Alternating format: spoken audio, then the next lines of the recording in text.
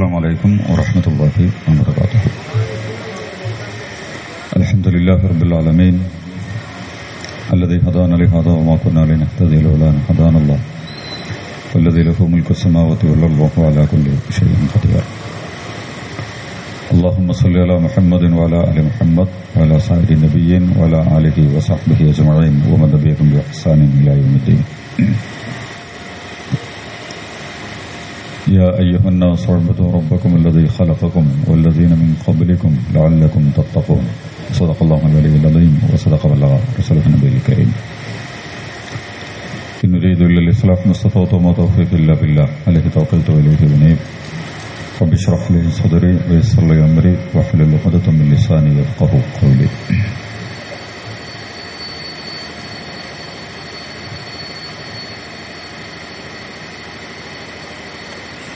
ആദരണീയരായ സഹോദരങ്ങളെ, സഹോദരിമാരെ, സഹപ്രവർത്തകരെ, സുഹൃത്തുക്കളെ,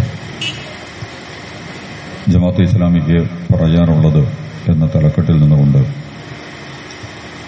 ശാന്തപുരം ജമാഅത്തെ ഇസ്ലാമി ഏരിയ സംഘടിപ്പിച്ച ഈ പൊതുസമ്മേളനം ശ്രദ്ധിക്കുകയും ശ്രവിക്കുകയുമൊക്കെ ചെയ്യുന്ന ഈ പ്രദേശത്തെ നല്ലവരായ നാട്ടുകാരെ, ഈ ഒരുമിച്ച കൂടലിന്റെ അധ്യക്ഷത വഹിക്കുന്ന Jamaat-e Islami Santhapuram area president P Yusuf master, വേദിയിലിരിക്കുന്ന ജമാഅത്തെ ഇസ്ലാമി ജില്ലാ സമിതി മെമ്പർ സഹോദരൻ Sameer Melattur, Solidarity Santhapuram area president സഹോദരൻ നാദിർ, ആദരണീയനായ മുഹമ്മദ് മാസ്റ്റർ, എല്ലാവർക്കും ജമാഅത്തെ ഇസ്ലാമിയുടെ ഹൃദ്യവും സ്നേഹോഷ്മളമായ സന്തോഷങ്ങളും അഭിവാദ്യങ്ങളുമൊക്കെ അറിയിക്കട്ടെ.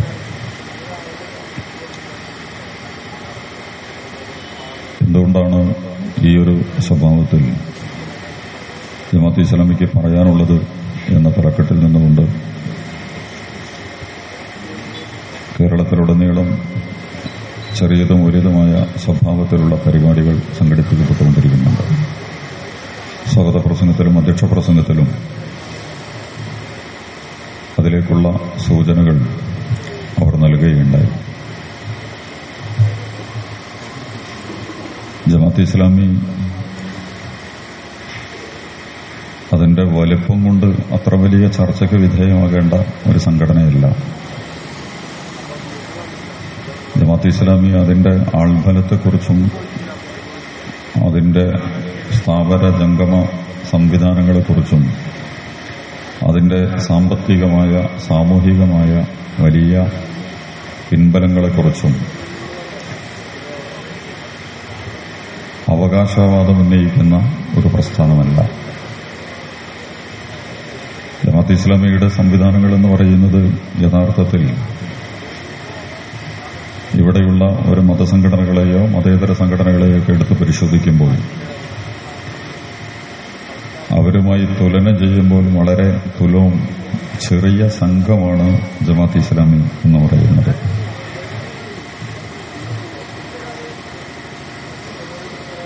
ഒരു ഘടകം, പ്രാദേശിക യൂണിറ്റ് എന്നൊക്കെ പറയുന്നത് ഒരു 60% അത്തരം യൂണിറ്റുകളും 3 മുതൽ 10, 15 വരെയൊക്കെ ആളുകൾ ഉണ്ടാകുന്നതായിരിക്കും. ഒരു 30% ഘടകങ്ങളിലാണ് 15-ലധികം ആളുകൾ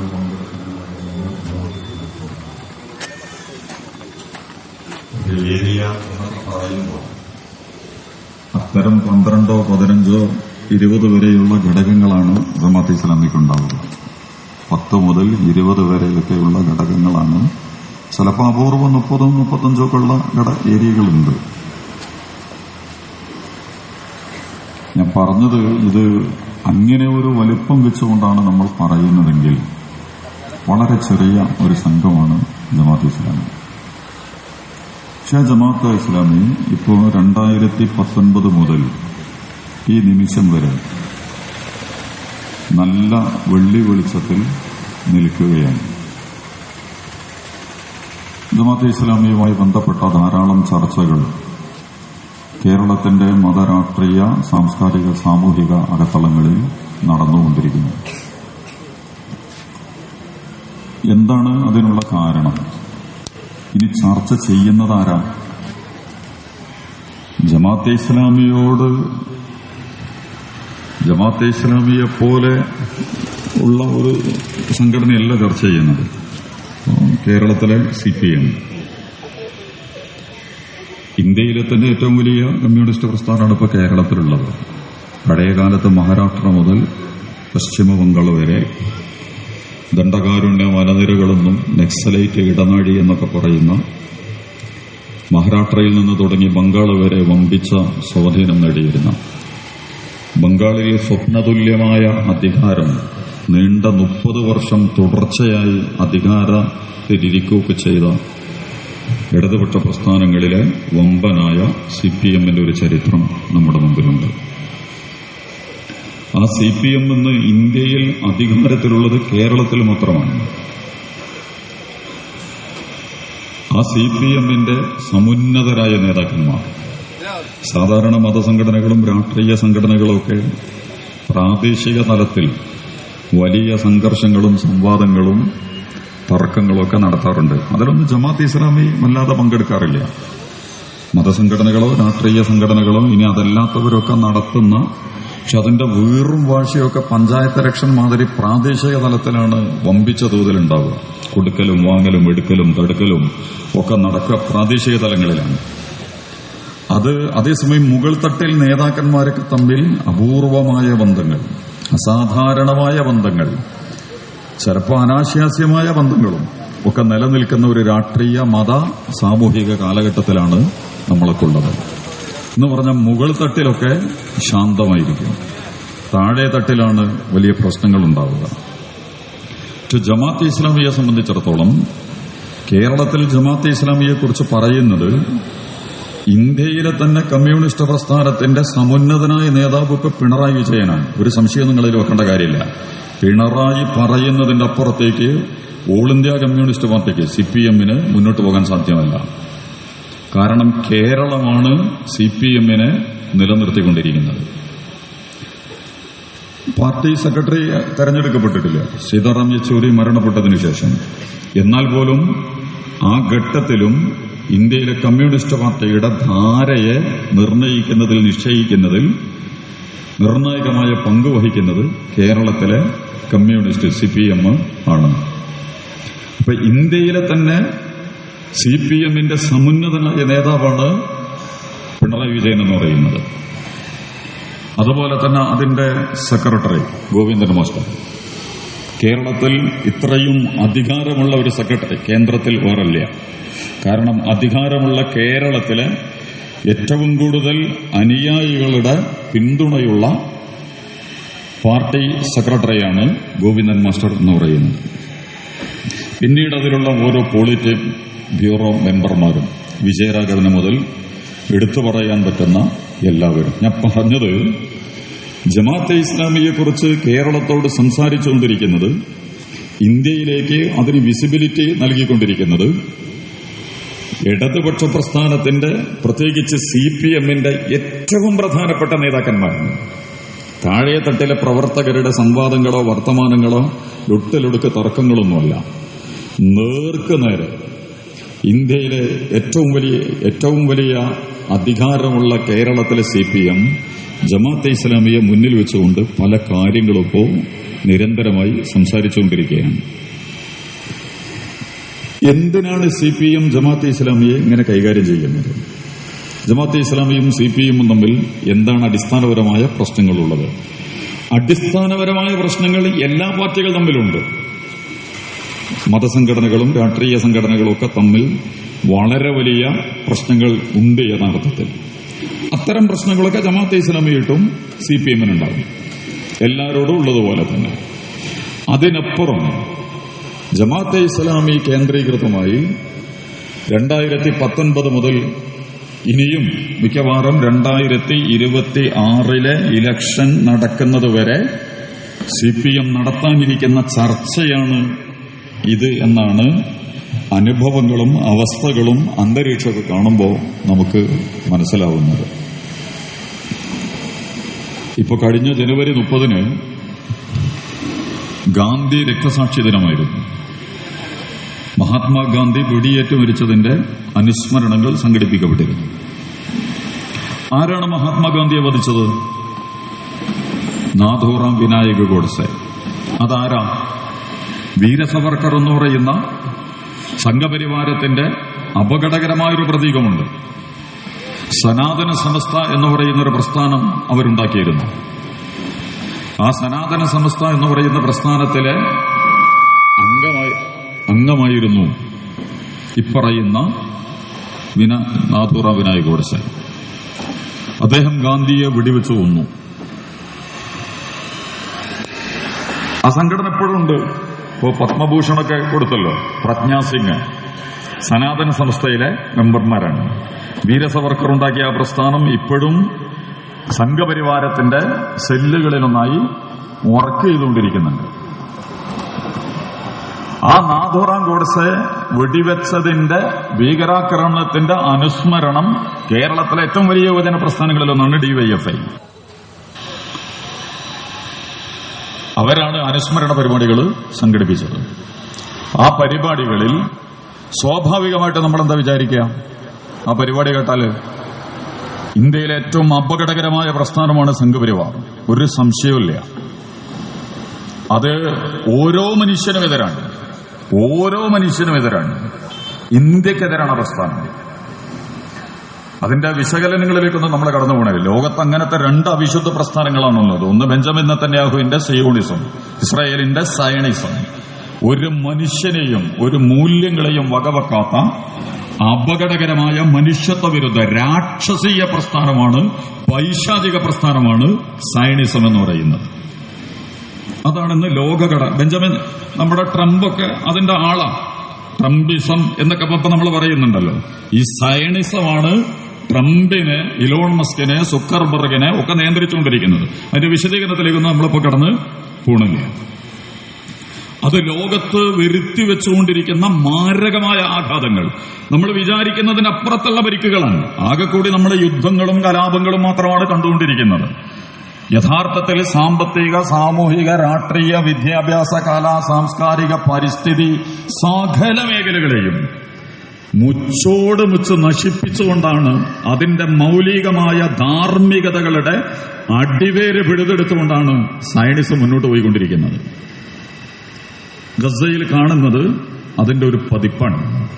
പക്ഷെ നമ്മൾ വിചാരിക്കും ഗസയിൽ മാത്രമാണ് അവർ നാശം വിതക്കുന്നത്. അവർ ഇന്ത്യയിൽ നാശം വിതക്കുന്നു, കേരളത്തിൽ നാശം വിതക്കുന്നു, അതുപോലെ തന്നെ ആഫ്രിക്കയിലും അറേബ്യയിലും ലാറ്റിൻ അമേരിക്കയിലും എല്ലാം നാശങ്ങൾ വിതച്ചുകൊണ്ടിരിക്കുകയാണ്.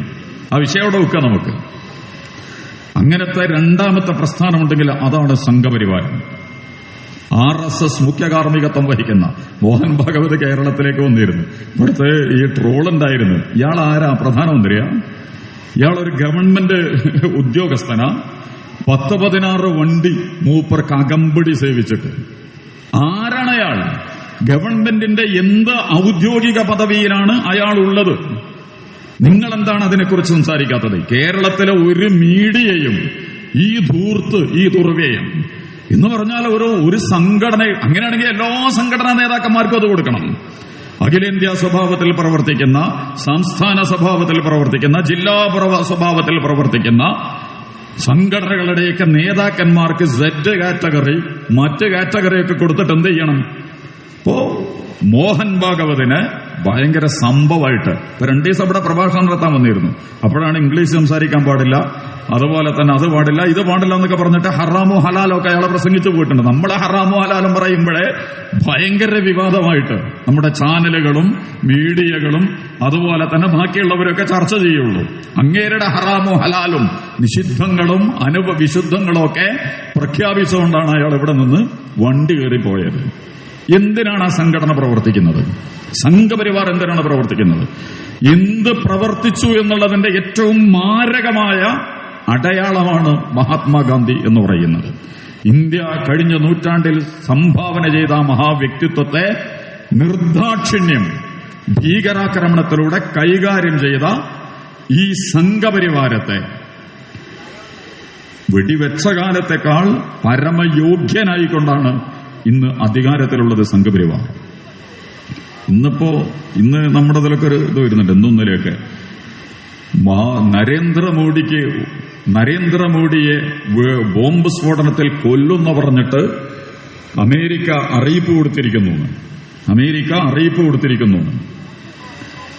ഭീഷണിയുണ്ട് പോലെ എയർപോർട്ടിൽ വെച്ചിട്ട് നരേന്ദ്രമോദിയെ കൊല്ലുന്നു. ഓൾ ഇന്ത്യ മീഡിയയിലൊക്കെ അതിങ്ങനെ സ്പ്രെഡ് ചെയ്തുകൊണ്ടിരിക്കുന്നുണ്ട്. പ്രശ്നം എന്താണെന്ന് എന്നിട്ട് അതിന്റെ താഴെ ആളുകൾ കൊടുക്കുന്നുണ്ട്. കാരണം ഈ രാജ്യത്തോട് ഈ വൃത്തികെട്ടവന്മാർ ചെയ്തുകൊണ്ടിരിക്കുന്ന പണി, നമ്മുടെ പൈസയുടെ കഥ എന്താ, നമ്മുടെ മാർക്കറ്റിന്റെ കഥ എന്താ, നമ്മുടെ കാർഷികോൽപ്പന്നങ്ങളുടെ കഥ എന്താ, നമ്മുടെ തൊഴിൽ മേഖലയുടെ കഥ എന്താ, എല്ലാം കുത്തുവാളയെടുത്ത് 40 കോടി മനുഷ്യർ ഇന്ത്യ ഉണ്ടായതിനു ശേഷം ഏറ്റവും കൂടുതൽ പട്ടിണി കിടക്കുന്ന, ശരാശരി യുണൈറ്റഡ് നേഷന്റെ നിബന്ധനകൾ വെച്ചുകൊണ്ട് പരിശോധിക്കുമ്പോൾ ലോകത്ത് ഏറ്റവും കൂടുതൽ പട്ടിണി കിടക്കുന്ന നാടായി ഈ നരേന്ദ്രമോദി സംഘപരിവാരം ഇന്ത്യയെ കൊണ്ടുപോയി വെച്ചിരിക്കുന്നു. ഇന്ത്യയുടെ പൈസക്ക് വന്ന ഗതികേട് നമ്മൾ കണ്ടു. ഇന്ത്യൻ പൗരന്മാരെ അമേരിക്കയിൽ നിന്ന് നമ്മുടെ ട്രംപ് നാട് കടത്തിക്കൊണ്ടിരിക്കുകയാണ്. മെക്സിക്കോയിലെയും കൊളംബിയയിലെയും ഒക്കെ പൗരന്മാരെ സൈനിക വാഹനത്തിൽ കയറ്റി അയച്ചപ്പോ അവര് പറഞ്ഞു സമ്മതിക്കില്ല, അങ്ങനെ അമേരിക്കയുടെ വണ്ടി ഞങ്ങളെ നാട്ടിൽ ഇറങ്ങാൻ പറ്റില്ല, ഞങ്ങളെ പൗരന്മാരെ ഒന്നുകിൽ ഞങ്ങളെ വണ്ടി അല്ലെങ്കിൽ സാധാരണ ഫ്ലൈറ്റില് മുട്ടെത്തിക്കുക, മുട്ടുപിടിക്കുക അമേരിക്ക. അയാളുടെ എന്താ ട്രംപ് മൈ ഫ്രണ്ട് അങ്ങനെ പ്രസംഗിച്ചിട്ടുണ്ട് ഇയാൾ. അതുകൊണ്ട് ഫ്രണ്ട് എന്നാണ് പറയില്ലേ. ട്രംപിന്റെ ബെസ്റ്റ് ഫ്രണ്ടാണ് നമ്മുടെ നരേന്ദ്രമോദിയുടെ ഇന്ത്യൻ ദേശീയതയുടെ എത്ര 18 ക്യാരറ്റ് വിശുദ്ധിയും 22 ക്യാരറ്റ് പരിശുദ്ധിയൊക്കെയുള്ള സംഘപരിവാരം ഭരിച്ചുകൊണ്ടിരിക്കുന്ന കാലത്ത് നമ്മുടെ പൗരന്മാരെ ചങ്ങലക്കിട്ടിട്ട് വണ്ടിയിൽ കയറ്റി സൈനിക വിമാനത്തിൽ അരുതെന്ന് പറയാൻ നട്ടലുള്ള പരമവിധേയന്മാരും തുമ്മികളുമായി സംഘപരിവാരം അമേരിക്കയുടെ മുമ്പിൽ ചൊല്ലിട്ട് നിൽക്കുന്ന കാഴ്ചയൊക്കെ നമ്മൾ കണ്ടതാണ്. ഇന്നിപ്പോ നാളെ അങ്ങോട്ട് പറക്കാൻ പോവാണ്, ഒരു വർത്തമാനം പറയണില്ല. ഞാൻ പറഞ്ഞെന്തെന്ന് വെച്ചാൽ സംഘപരിവാരം അതിന്റെ ഏറ്റവും മാരകമായ സ്വഭാവത്തിൽ ഫാസിസത്തിന്റെ, അതിലും CPM-ൽ ഒരു ചർച്ച നടക്കുന്നുണ്ട്. ഫാസിസം വാതിൽക്കലാണോ എത്തിയിട്ടുള്ളത്, അതല്ല അറ്റ്ലാന്റിക്കിലോ പസഫിക്കിന്റെ അപ്പുറത്താണോ ഉള്ളത് എന്ന്. അതിൽ പ്രകാശ് കാരാട്ടിന്റെ ടീം പറയുന്നത് ഇങ്ങോട്ടൊന്നും എത്തിയിട്ടില്ല, അത് അറ്റ്ലാന്റിക്കിന്റെയും പസഫിക്കിന്റെയും ഒക്കെ അങ്ങേയറ്റത്താണ് നിൽക്കുന്നത്. ഫാസിസം എന്ന് പറയുന്നത് വംശീയതയും അതുപോലെ തന്നെ ഉന്മൂലന പ്രക്രിയയിലേക്കൊന്നും എത്തിയിട്ടില്ല. ഒരു സാധു ഫാസിസമാണ് ഇവിടെയുള്ളത്. പ്രകാശ് കാരാട്ട് യെച്ചൂരിക്ക് അഭിപ്രായം ഇല്ല എന്നാണ് എനിക്ക് തോന്നുന്നത്. പ്രകാശ് കാരാട്ട് മിക്കവാറും കേരളത്തിന്റെ കമ്മ്യൂണിസത്തെയാണോ പ്രതിനിധീകരിക്കുന്നത് എന്ന് പോലും നമുക്കിപ്പോൾ തോന്നുന്നുണ്ട്. മിക്കവാറും സംഭവിക്കാൻ പോകുന്നത് യെച്ചൂരിക്ക് ശേഷം കേരളത്തിൽ ഇപ്പോൾ നടന്നുകൊണ്ടിരിക്കുന്ന CPM-ന്റെ ഒരു രാഷ്ട്രീയ നിലപാടുണ്ട്. ആ നിലപാടിനെ പ്രതിനിധീകരിക്കുന്ന തരത്തിൽ പ്രകാശ് കാരാട്ട് അന്ന് തന്നെ പറഞ്ഞു വെച്ചിട്ടുണ്ട്, ഫാസിസം ഇവിടുന്ന് എത്തിയിട്ടില്ല. മറ്റേ നെയ്പോൾ ഉണ്ടല്ലോ, ആംഗ്ലോ ഇന്ത്യൻ നോവലിസ്റ്റ് ഉണ്ടായിരുന്നു, അദ്ദേഹം പണ്ട് പറഞ്ഞിട്ടുണ്ട്, നിങ്ങൾക്ക് ഇന്ത്യയിൽ പരിഗണന കിട്ടണമെങ്കിൽ നിങ്ങൾ പെണ്ണായിട്ട് ജനിക്കരുത്, അതുപോലെ തന്നെ മുസ്ലിമായിട്ട് ജനിക്കരുത്, നിങ്ങൾ ദലിതനായിട്ട് ജനിക്കരുത്. ഇങ്ങനെ 3 കാറ്റഗറിയിൽ നിങ്ങൾ ജനിച്ചാൽ അവിശുദ്ധവും അന്ധവിശ്വാസവും അതുപോലെ തന്നെ ശകുനപ്പിഴയും ലക്ഷണപ്പിഴയും എല്ലാറ്റിന്റെയും നശീകരണമൊക്കെ ആയിട്ടാണ് ഈ 3 കാണുക. മുസ്ലിങ്ങളെയും സ്ത്രീകളെയും അതുപോലെ തന്നെ നമ്മൾ നേരത്തെ പറഞ്ഞ കീഴാള ജനവിഭാഗങ്ങളെയും. പക്ഷെ നിങ്ങൾ ഇന്ത്യയിൽ പട്ടിയായി ജനിച്ചാൽ, പശുവായി ജനിച്ചാൽ, പന്നിയായി ജനിച്ചാൽ വമ്പിച്ച പരിഗണന നിങ്ങൾക്ക് കിട്ടും. നിങ്ങളെ ആവാഹിക്കുകയും നിങ്ങളെ ആരാധിക്കുകയും നിങ്ങളെ വാഴ്ത്തുകയും ഒക്കെ ചെയ്യുന്ന വലിയ സംവിധാനങ്ങൾ ഇവിടെ ഉണ്ടാകും. ഈ പറഞ്ഞ ഇത്രയും നെറികെട്ട നിലപാടുകൾക്ക് നേതൃത്വം നൽകുന്ന ഈ സംഘപരിവാർ അധികാരത്തിലിരിക്കുന്ന സന്ദർഭത്തിൽ മുസ്ലിമിനെ മാത്രമൊന്നുമല്ല, അവസാനം ഇപ്പൊ പാലാ ബിഷപ്പിന്റെ അണ്ടർഗ്രൗണ്ടിലേക്ക് എത്തിയിട്ടുണ്ട്. കുഴിച്ച് അവിടുന്ന് ശിവലിംഗം കിട്ടിയിട്ടുണ്ടെന്നാണ് പറയുന്നത്. ഇനിയിപ്പോ കാസക്കാരും പാലാ ബിഷപ്പും ഒക്കെ എന്താ കൈകാര്യം ചെയ്യാന്നറിയില്ല. വിളക്ക് കത്തിച്ച് പ്രാർത്ഥനയും തുടങ്ങിയിട്ടുണ്ട്. ഈ നാട്ടിൽ എല്ലായിടത്തും കിളച്ചുകൊണ്ടിരിക്കുകയാണ് സംഘപരിവാർ.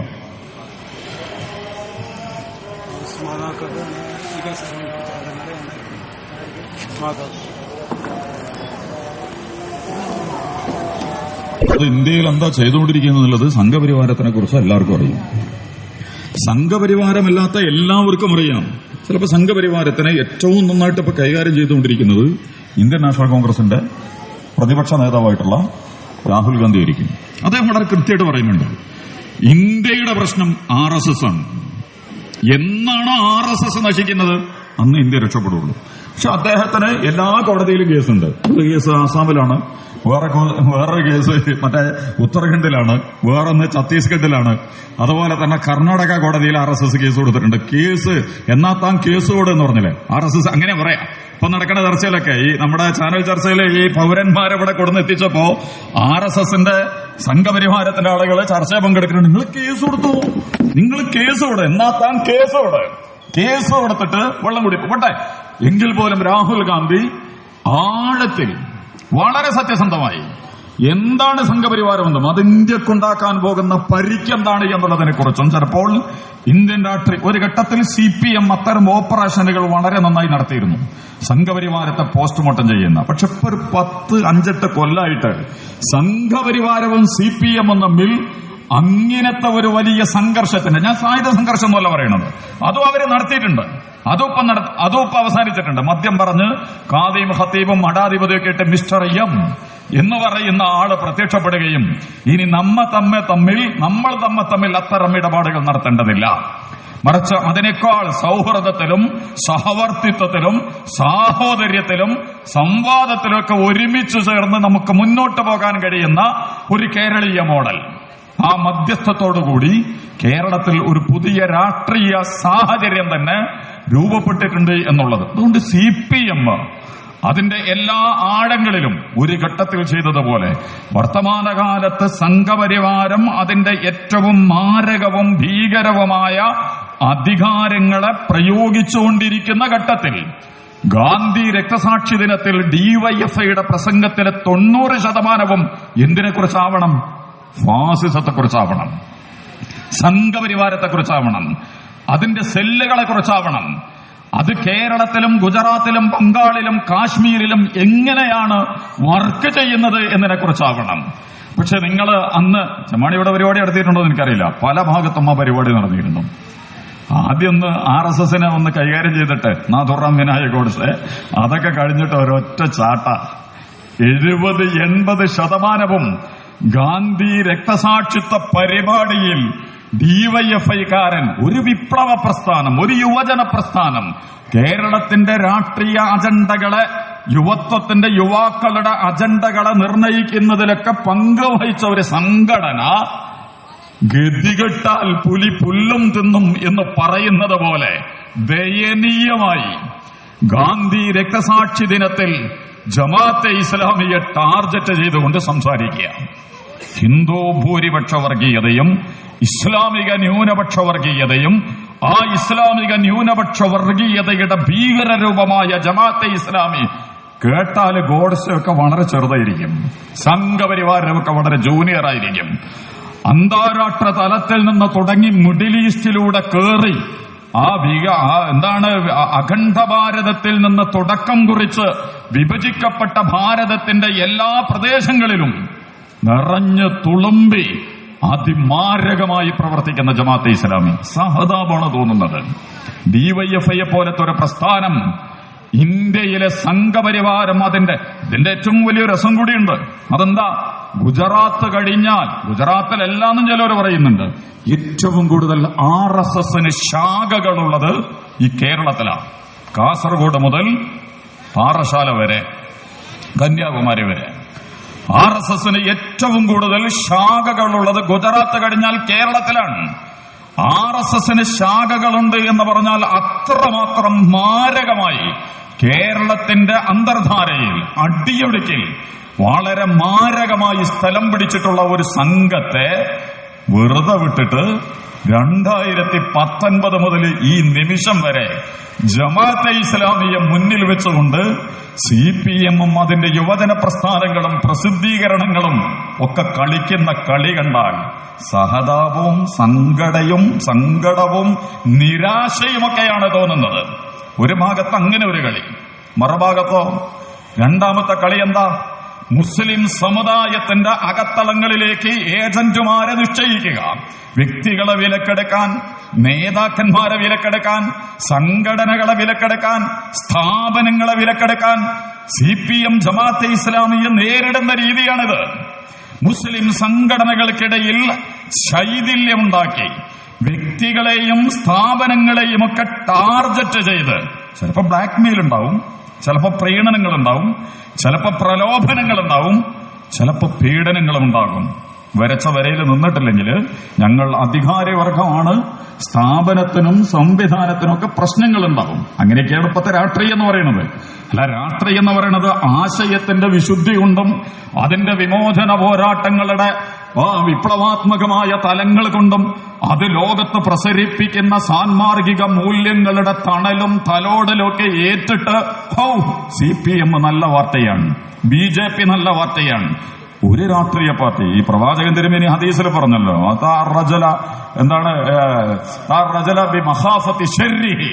അതിന്റെ ഉപദ്രവം ഭയപ്പെട്ടിട്ട് അതിന് വിധേയമായി നിന്നു കൊടുക്കുക. ഒന്നിനെ പേടിച്ചിട്ട് നമ്മൾ അത് പറയുന്നത് കേൾക്കുക. അങ്ങ് ഖിയാമത്തിന്റെ അലാമത്ത് പറഞ്ഞ കൂട്ടത്തിലാണ് അത് പറഞ്ഞിരിക്കുന്നത്. ഒരു കാലഘട്ടം വരും, ഇപ്പൊ ട്രംപിനെ പേടിച്ചിട്ട് ഇപ്പൊ ജോർദാന് വഴങ്ങണം, സൗദി വഴങ്ങണം, ഗസ വഴങ്ങണം. അവര് വഴങ്ങുമെന്നുള്ള വേറെ കഥ.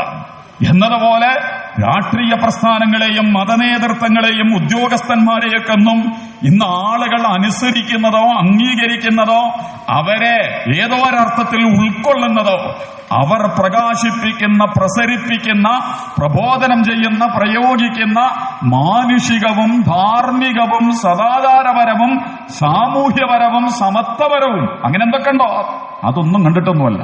അധികാരമുള്ളത് കൊണ്ട് ആരെയും ക്ഷാമരപ്പിക്കാം. അത്തരം അങ്ങനെയാണ് സംഘപരിവാർ അധികാരം നടത്തുന്നത്. ട്രംപ് ഇപ്പം നടത്തിക്കൊണ്ടിരിക്കുന്ന പണി തന്നെ. അതുപോലെ സംഘപരിവാരപ്പ് എല്ലാവരും വീഴ്ത്തുന്ന അങ്ങനെയാ. CPM അങ്ങനെയൊക്കെ തന്നെയാണോ എന്നറിയില്ല. മുസ്ലിം സംഘടനകളുടെ അകത്തലങ്ങളിലേക്ക് കയറി വന്ന് ഏറ്റവും അവസാനം ഇസ്ലാമിന്റെ അടിസ്ഥാന പ്രമാണങ്ങളിലൊന്നായ സകാത്തുമായി ബന്ധപ്പെട്ടുകൊണ്ട് പോലും സംഘടനാ നേതാക്കന്മാരെ ഉപയോഗിച്ച് അവരാഗ്രഹിക്കുന്ന വർത്തമാനങ്ങൾ പറയുന്ന മെഗഫോണുകളായി സംഘടനകളെയും നേതാക്കന്മാരെയൊക്കെ മാറ്റിവെക്കുക. അതിൽ CPM-നോട് നമുക്ക് പറയാനുള്ളത്, നിങ്ങൾ ഭീരുക്കളാണ്. യഥാർത്ഥത്തിൽ നിങ്ങൾക്ക് ധൈര്യമില്ല. ജമാഅത്തെ ഇസ്ലാമിയോട് മുഖാമുഖം നിന്ന് സംസാരിക്കാൻ ധൈര്യമില്ലാത്തത് കൊണ്ട് മുസ്ലിം സംഘടന, നമ്മുടെ കേളുവേട്ടൻ പഠന കേന്ദ്രമുണ്ട്, അതിന്റെ ചെയർ, അതിന്റെ ഏറ്റവും പ്രധാനപ്പെട്ട ഹെഡാണ് കുഞ്ഞിക്കണ്ണൻ. കുഞ്ഞിക്കണ്ണൻ എന്ന് പറഞ്ഞാൽ പഴയ നക്സലൈറ്റ് ആണ്, മാവോയിസ്റ്റ് ആണ്. നക്സലൈറ്റ് തോക്കിൻകുഴലിലൂടെ വിപ്ലവം നടത്തി കമ്മ്യൂണിസത്തെ നിർമ്മിക്കുന്നതിന് വേണ്ടി വലിയ സ്വപ്നങ്ങൾ കണ്ട ആ പരിപാടിയൊക്കെ നിർത്തിവെച്ചിട്ട് മൂപ്പരെന്തായി, തോബി ഇസ്തിഗ്ഫാറൊക്കെ നടത്തിയിട്ട് ഇങ്ങോട്ട് കയറി CPM-ലെത്തി. എന്നിട്ട് അദ്ദേഹം പറയാണ്, യഥാർത്ഥത്തിൽ ഏതാണ് ഇസ്ലാം? സമസ്ത പറയുന്നതാണ് ഇസ്ലാം. സമസ്ത പറയുന്നതാണ് ഇസ്ലാം. ആര് പറയാ? കുഞ്ഞിക്കണ്ണം പറയാ, കേളുവാട്ടൻ പഠനകേന്ദ്രം പറയാ. ഇതൊക്കെ CPM-ന് വേണ്ടിയിട്ടുള്ള വർത്തമാനമാണ്. സമസ്ത പറയുന്നത് ഇസ്ലാമാണോ, അല്ലെ ജമാഅത്തെ ഇസ്ലാമിയാണോ, മുജാഹിദാണോ, ഷിയാക്കളാണോ, സുന്നികളാണോ? അതിൽ നിന്ന് തന്നെ 2-3 സമസ്തകളുണ്ട്. ഇതിൽ ഏത് സമസ്തയാണ്? മുജാഹിദുകൾ 4 or 5 ഉണ്ട്. അതിൽ ഏത് മുജാഹിദ് പറയുന്നതാണ്? നിങ്ങൾ ഇങ്ങനെയൊന്നുമല്ല പറയേണ്ടത്. കേളുവേട്ടനും CPM ഒന്നും. മുഹമ്മദ് നബി പറയുന്നതാണ് ഇസ്ലാം. അങ്ങനെയാണ് പറഞ്ഞാൽ പോരെ നിങ്ങൾക്ക്? എന്തേ നിങ്ങൾ പറയാത്തത്? മുഹമ്മദ് നബി പറഞ്ഞതാണ് ഇസ്ലാം. ജീസസ് ക്രൈസ്റ്റ്, ഈസാ നബി പറഞ്ഞതാണ് ഇസ്ലാം. മോശ പ്രവാചകൻ പറഞ്ഞതാണ് ഇസ്ലാം. ഇബ്രാഹിം നബി അലൈഹി സ്വലാത്തു വസ്സലാം പറഞ്ഞതാണ് ഇസ്ലാം. ഖുർആനും സുന്നത്തും പറഞ്ഞതാണ് ഇസ്ലാം. കുഞ്ഞിക്കണ്ണൻ അത് പറയില്ല, CPM അത് പറയില്ല. വളരെ തന്ത്രപരമായിട്ട് ഇപ്പൊ സമസ്ത നാളെ പറയാണ് CPM അല്ല ഒറിജിനൽ കമ്മ്യൂണിസ്റ്റ് പാർട്ടി, CPI ആണ്, അല്ലെങ്കിൽ RSP ആണ് എന്ന് സമസ്ത പറഞ്ഞു എന്ന് വെക്കുക. നിങ്ങൾ അംഗീകരിക്കും. ഞാൻ പറഞ്ഞത് ധൈര്യമില്ലാത്തത് കൊണ്ട്, വിഷയങ്ങളെ നേർക്കുനേരെ ആശയപരമായും സംവാദപരമായും മുഖത്തോട് മുഖം നിന്ന് പറയാൻ ധൈര്യമില്ലാഞ്ഞിട്ട് മുസ്ലിം സംഘടനകളിലെ ചേലക്കരയിൽ നിങ്ങൾ കണ്ടല്ലേ, പാലക്കാട് കഴിഞ്ഞ ഏറ്റവും നിർണായകമായ ഇലക്ഷനായിരുന്നു ഉപതെരഞ്ഞെടുപ്പ് കേരളത്തിൽ നടന്നിട്ടുള്ള. മൊത്തം തെരഞ്ഞെടുപ്പുകൾ തന്നെ തെരഞ്ഞാലെടുക്കാൻ പറ്റാത്ത വണ്ണം വഷളായ ട്രംപിനേക്കല്ലേ ഇപ്പൊ തെരഞ്ഞെടുക്കേണ്ടത്, നരേന്ദ്രമോദിനേക്കാണ് നമ്മൾ തെരഞ്ഞെടുക്കേണ്ടത്. ഗതികേട് എന്നല്ലാതെ എന്താ ഇവരൊക്കെ പറയുക? ഇമാതിരി അക്രമകാരികൾ അധികാരത്തിലേക്ക് സുഗമമായി സമ്പത്തിന്റെ വേറൊന്നുമില്ല. ട്രംപിനില്ല, ട്രംപിന് ചുറ്റും കൂടിയിരിക്കുന്നവർക്കില്ല, നരേന്ദ്രമോദിക്കില്ല.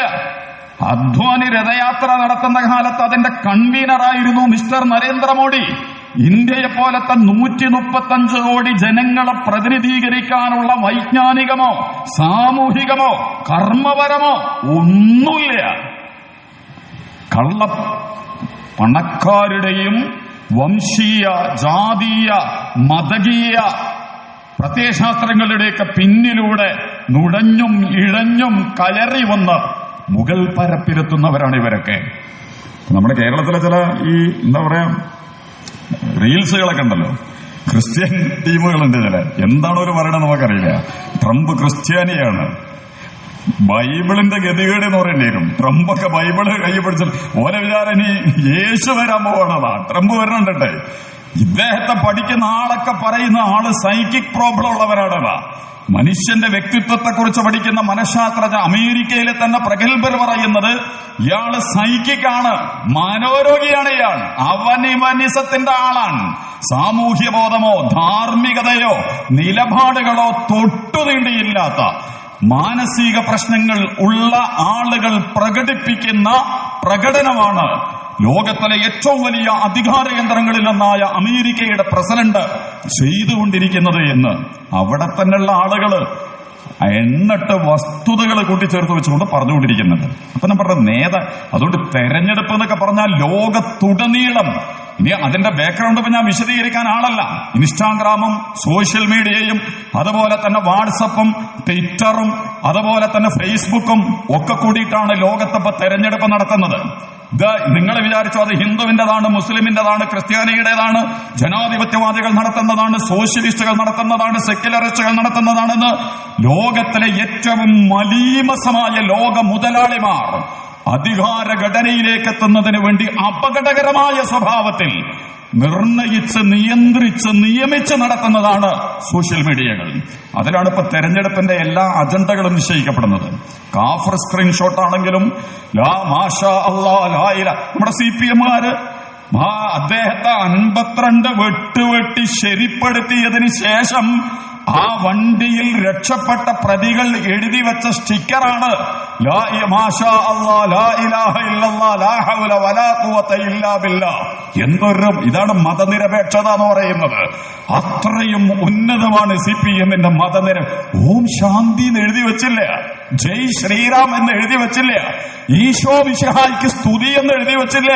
പകരം മാഷാ അല്ലാ ലാ ഇലാഹ ഇല്ലല്ലാ അല്ലാഹു അക്ബർ. അതുകൊണ്ട് ഇപ്പൊ പിണറായി പറയുമ്പോഴും ഗോവിന്ദൻ മാഷ് പറയുമ്പോഴും വിജയരാഘവൻ മാഷ് പറയുമ്പോഴും ജമാഅത്തെ ഇസ്ലാമിയെ കുറിച്ചോ ഇസ്ലാമിനെ കുറിച്ചോ സംസാരിക്കുമ്പോഴും ഞങ്ങൾക്കറിയാം അന്ന് നിങ്ങൾ പറഞ്ഞ കള്ളങ്ങൾ, പിടിക്കപ്പെടുന്നത് വരെ നിങ്ങൾ പറഞ്ഞ കള്ളങ്ങൾ, പച്ചക്കള്ളങ്ങൾ, ഇസ്ലാമിന്റെ വരവിലും ചെലവിലും കയറ്റിവെച്ച് ആ പാവം പിടിച്ച കമ്മ്യൂണിസ്റ്റുകാരനായിരുന്നു രമയുടെ ഭർത്താവ്. 52 വെട്ടി. പക്ഷെ നമ്മുടെ ഭീകരവാദികളാ ജമാഅത്തെ ഇസ്ലാമി. CPM-മാരെങ്കിലും ഞങ്ങൾ വെട്ടിയ കണക്കൊക്കെ ഒന്ന് അവതരിപ്പിക്കും. നിങ്ങൾ പ്രാദേശിക തലത്തിലെ വെട്ട് മുതൽ അന്താരാഷ്ട്ര തലങ്ങളിലെ വെട്ടലുകളടക്കം Soviet Union, China, Cambodia, Balkan റിപ്പബ്ലിക്കുകൾ, യുഗോസ്ലാവിയ, എല്ലാ കണക്കും വെച്ചിട്ട് നിങ്ങളൊന്ന് പറയും ജമാഅത്തെ ഇസ്ലാമിയാണ് ഭീകരമായി വെട്ടിയത്. വെട്ടും. മോഹനൻ മാഷ് പ്രസംഗിച്ചില്ലേ കോഴിക്കോട് വന്നിട്ട്? ഇപ്പൊ അദ്ദേഹം മാറി പാർട്ടി സെക്രട്ടറി സ്ഥാനത്തുനിന്ന്. എന്ത് രസമുള്ള പ്രസംഗം. ജമാഅത്തെ ഇസ്ലാമിക്ക് അധികാരം കിട്ടിയാൽ മെക്സവനെ കുറിച്ചൊക്കെയാണോ പറഞ്ഞേട്ടോ. മെക്സവൻ എന്ന് പറഞ്ഞാൽ മൗദൂദി എക്സർസൈസ് എന്നാണ്. അതാണ് പോലെ ഇവിടുത്തെ വ്യാഖ്യാനം. മൗദൂദി എക്സർസൈസ് അത് നടത്തിക്കൊണ്ടിരിക്കുകയാണ് വരെ എന്ന് പറഞ്ഞിട്ട്. എന്നിട്ട് അദ്ദേഹം പറയാണ് ഇതെന്തിനാണ്? ഇവർക്ക് അധികാരം കിട്ടിയാൽ ഇവർ ഹിന്ദുക്കളെ കൊല്ലും, ഹിന്ദുക്കളെ കൊല്ലും. CPM എന്ന് കണക്ക് പറയണത് നല്ലതാ. CPM ആണോ ലോകത്ത് കമ്മ്യൂണിസ്റ്റ് പ്രസ്ഥാനങ്ങളാണോ ഇസ്ലാമാണോ ജമാഅത്തെ ഇസ്ലാമിയാണോ ഏറ്റവും കൂടുതൽ ആളുകളെ കൊന്നിട്ടുള്ളത്? ആ വിഷയം അവിടെ വെക്കാം നമുക്ക്. ഇപ്പൊ 52 വെട്ട് കാഫർ ഷൂട്ട്. നമ്മുടെ എന്താണ് ഷാഫി പറമ്പിൽ വടകരയിൽ മത്സരം നടക്കുന്നു. ശൈലജ ടീച്ചറും കോവിഡ് ഹീറോയായിരുന്നു ശൈലജ ടീച്ചർ. ഇപ്പം വിവാദമായിട്ടുണ്ട്, അതിലേക്ക് ഇപ്പം നമ്മൾ കടന്നു പോകണില്ല. അന്ന് വാങ്ങിയ പ്ലാസ്റ്റിക്കിന്റെ മേലിടുന്ന സഞ്ചിക്കടക്കം 80 ഇരട്ടി 100 ഇരട്ടിയൊക്കെ വില കൊടുത്തിട്ടാണ് വാങ്ങിയിട്ടുള്ളത്. നമ്മുടെ രാജ്യത്തിനോടുള്ള സ്നേഹം കൊണ്ട്. കോവിഡ് തന്നെ ഒരു തട്ടിപ്പായിരുന്നു. ആഗോളതലത്തിൽ അതിനെക്കുറിച്ച് ഇപ്പൊ പുതിയ വിശകലനങ്ങളൊക്കെ വന്നപ്പോ നിൽക്കട്ടെ അവിടെ. ഏതാണെങ്കിലും അന്ന് ആ ശൈലജ ടീച്ചർ കോവിഡ് ഹീറോയായിരുന്നു. മുഖ്യമന്ത്രിയെക്കാൾ വലിയ കവറേജ് കിട്ടും എന്നൊക്കെ തോന്നിയ ഘട്ടത്തിൽ പിന്നീട് മുഖ്യമന്ത്രി തന്നെ നേരിട്ട് പത്രസമ്മേളനമൊക്കെ നടത്തി കോവിഡിനെ പിടിച്ചു കെട്ടിയ കേരളം. ആ ശൈലജ ടീച്ചറും ഷാഫി പറമ്പിലും തമ്മിൽ മത്സരം നടക്കണം വടകരയിൽ. CPM പഠിച്ച 18-ഉം 18-ന് പുറത്തുള്ള 19-ഉം 20-ഉം 21-ഉം ഒക്കെ എടുത്തിട്ട് പ്രയോഗിക്കുകയാണ്. അവസാനത്തെ പ്രയോഗം അതെന്താ? സെക്യുലർ മതനിരപേക്ഷ മതേതരത്വത്തിന്റെ സംരക്ഷകന്മാരായ CPM നടത്തുന്ന പ്രചരണം എന്താ? ശൈലജ കാഫറാണ്, മറ്റത് കാഫറല്ല. അതുകൊണ്ട് കാഫറാരാ? മുസ്ലിങ്ങളല്ലാത്തവരൊക്കെ കാഫറാണ്. ഇത് ഖുർആന്റെ വ്യാഖ്യാനമൊന്നുമല്ല കേട്ടോ, CPMന്റെ വ്യാഖ്യാനമാണ്. അതുകൊണ്ട് കാഫിറും മുസ്ലിമും തമ്മിലുള്ള ഈ മത്സരത്തിൽ നമ്മുടെ കാഫിർ സ്ഥാനാർത്ഥി ജയിക്കണമെങ്കിൽ ഇപ്പോഴും പിടുത്തം കിട്ടിയിട്ടില്ല. സ്ക്രീൻഷോട്ട് എവിടെ നിന്നാണ് ഇറങ്ങിയത്? നമ്മളെ പോലീസ് പാപം പിടിച്ച പോലീസാണല്ലോ, സാഹത പോലീസാണ്, സത്യസന്ധരായ പോലീസാണ്, വളരെ തന്മയത്വമുള്ള പോലീസ്. രസം പറയേണ്ടതാണ് അതിന്റെ കൂട്ടത്തിൽ. അത് കേരളത്തിന് ഒന്നും തരുന്നില്ല, കേന്ദ്രത്തിന് GST ഇല്ല, പൈസ തരണ്ടേ, എന്നാലല്ലേ മാന്യമായിട്ട് എന്തെങ്കിലും ചെയ്യാൻ പറ്റുക. ഒരു കാശും തരുന്നില്ല. മുണ്ടക്കയിലെ ദുരന്തമുണ്ടായി, അയാള് വന്ന് നോക്കിപ്പോയതിന്റെ പിരിവും കൂടി നമ്മൾ കൊടുക്കണം. പ്രധാനമന്ത്രി മേലെ കൂടെ പറഞ്ഞതിന് അതിന്റെ കണക്കും കൂടി ഇവിടെ എഴുതി വെച്ച് പോയി എന്നാ തോന്നുന്നത്. ആ പെട്ടിമടയിൽ ദുരന്തമുണ്ടായി, 2 പ്രളയകാലമുണ്ടായി. എന്താണ് സംഘപരിവാർ കേരളത്തിന് തന്നത്? ഒന്നും നിന്നിട്ടില്ല. ആ തരാത്ത സംഘപരിവാറിന്റെ സർക്കാർ നല്ലൊരു സർട്ടിഫിക്കറ്റ് കേരളത്തിന് തന്നുകൊണ്ടിരിക്കുന്നുണ്ട്. എന്താ പറയുന്നത്? നല്ല പോലീസ്, ഇന്ത്യയിലെ ഏറ്റവും നല്ല പോലീസ്. അതെവിടെയാ? കേരളത്തിൽ. അമിത്ഷാ ആഭ്യന്തരമന്ത്രി ഏറ്റവും നല്ല പോലീസിനുള്ള അവാർഡ് പിണറായി വിജയന്റെ പോലീസിന് കൊടുക്കുന്ന ഗതികെട്ട കാലം. ഒന്നും തരാത്തവൻ നല്ല പോലീസ് സർട്ടിഫിക്കറ്റ് കേരളത്തിന് തരുന്നുവെങ്കിൽ, DYFI സുഹൃത്തുക്കളെ, CPMന്റെ സുഹൃത്തുക്കളെ, ആ പോലീസിന്റെ ബാക്കി നമ്മളെടുത്ത് പരിശോധിച്ച് നോക്കണം കേട്ടോ. നിങ്ങള് എന്ത് കളിയാ നടന്നുകൊണ്ടിരിക്കുന്നതെന്ന്. ഭാസ്കര തറവാടിനെ വെട്ടിയ പെണ്ണിന് ഒരു നിലക്കും രക്ഷപ്പെടാൻ, പുറത്തിറങ്ങാൻ, പരോള് കിട്ടാൻ പാടില്ലാത്ത പെണ്ണിന് CPMന്റെ സമുന്നതരായ നേതാക്കന്മാരെ റെക്കമെൻഡ് ചെയ്തിട്ട് നിമിഷങ്ങൾ കൊണ്ട് പുറത്തിറങ്ങാനുള്ള ലൈസൻസ് ഇങ്ങോട്ട് പോര് എന്നും പറഞ്ഞിട്ട്. പോലീസിന്റെ അണ്ടർഗ്രൗണ്ട് കളിയൊക്കെ വേറെ പഠിക്കേണ്ടതാ. PV അൻവറും ആനി രാജയും ബിനോയ് വിശ്വവും കേരളത്തിലെ CPMന്റെ ഇടത്തരം നേതാക്കന്മാരും ചോട്ട നേതാക്കന്മാരും ഒക്കെ കേരളത്തിലെ പോലീസ് സംഘപരിവാരത്തിന് വേണ്ടി അടുക്കളയിൽ പാചകം ചെയ്ത് വിളമ്പിക്കൊണ്ടിരിക്കുന്ന മാരകമായ വിഷപദാർത്ഥങ്ങളെ കുറിച്ച് ജമാഅത്ത് ഇസ്ലാമി എന്നല്ല പറഞ്ഞു. ജമാഅത്ത് ഇസ്ലാമിക്കൊക്കെ ഇത് കുറെ മുമ്പ് തിരിഞ്ഞിട്ടുണ്ട്. ഇന്ത്യയിലെ പോലീസ് സംവിധാനങ്ങളെയാണ് സംഘപരിവാർ കോൺഗ്രസിന്റെ കാലത്ത് തന്നെ നുഴഞ്ഞു കിടഞ്ഞു കയറിയത്. പോലീസ്, ഇന്റലിജൻസ്, കോടതി, പിന്നെന്താ വേറൊന്നും കൂടി ഉണ്ട്. ഈ 4 സംവിധാനങ്ങളും നീതിന്യായ സ്ഥാപനങ്ങൾ സംഗതി ഉപയോഗിച്ചുകൊണ്ടാണ് RSS ഓപ്പറേഷനുകൾ നടത്തിയിട്ടുള്ളത് കേരളത്തിലെ പോലീസ്. പക്ഷെ ഇത് പറയുമ്പോൾ നമ്മൾ നോക്കണം, പിണറായി വിജയൻ അല്ലെങ്കിൽ പിണറായി എവിടെ CPM എന്താണ്, പിണറായി എന്താണെന്നുള്ള വേറെ ചർച്ച ചെയ്യേണ്ടി വരും. പക്ഷെ ഞാനിപ്പോൾ അതിലേക്ക് കടന്നു പോണില്ല. പിണറായി വിജയൻ ആരെയും വരച്ച വരയിൽ നിർത്താൻ കഴിയാത്ത ആളൊന്നുമല്ല.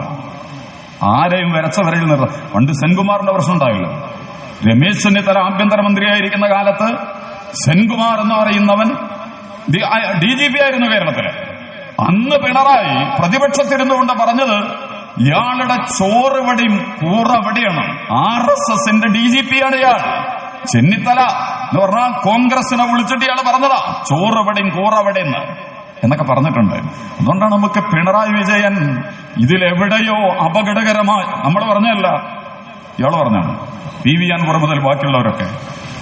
രസകരമായ രാഷ്ട്രീയം നമ്മൾ എടുത്ത് പരിശോധിച്ച് നോക്കിയാൽ ഇപ്പൊ കേരളത്തിൽ കാണുന്നൊരു ഗതികേടുണ്ട്. സാന്ദർഭികമായിട്ട് നമ്മൾ അതും കൂടി കൂട്ടി പറയാ. അപ്പൊ നമ്മൾ അഖിലേന്ത്യാ തലത്തിലെ ഏതെങ്കിലും ഒരു മന്ത്രിയെ നിങ്ങൾക്കറിയാം? അമിത്ഷാ, നരേന്ദ്രമോദി അല്ലാതെ ഇന്ത്യയിലെ ജനാധിപത്യ അടിസ്ഥാനത്തിൽ തെരഞ്ഞെടുക്കപ്പെട്ട വേറെ ഒരു മന്ത്രിയെക്കുറിച്ചും പിന്നെ കുറച്ചല്ലെങ്കിൽ ആ വിദേശകാര്യമന്ത്രി ഉണ്ടാവും. അമേരിക്ക അതിന്റെ നിയമങ്ങൾ നടത്തിയതാണെന്ന് പാർലമെന്റിൽ ഏറ്റു പറയില്ല. വേറെ പണ്ടൊക്കെ പറഞ്ഞാൽ തന്റെ കാര്യമന്ത്രി ആരാണ്, റെയിൽവേ മന്ത്രി ആരാണ്, പ്രതിരോധ മന്ത്രി ആരാണ്, ഇതൊക്കെ ഭയങ്കരമായിട്ട് എല്ലാ ആളുകൾക്കും അറിയും.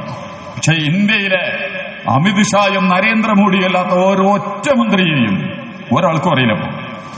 കാരണം അവിടെ മുകൾ തട്ടിൽ RSSഉം അതിന്റെ ഉപകരണങ്ങളായി അതിന്റെ കിങ് മേക്കർമാരായി നരേന്ദ്രമോദിയും അമിത്ഷായും, അവരിൽ കേന്ദ്രീകൃതമാണ് അധികാരം മുഴുവൻ.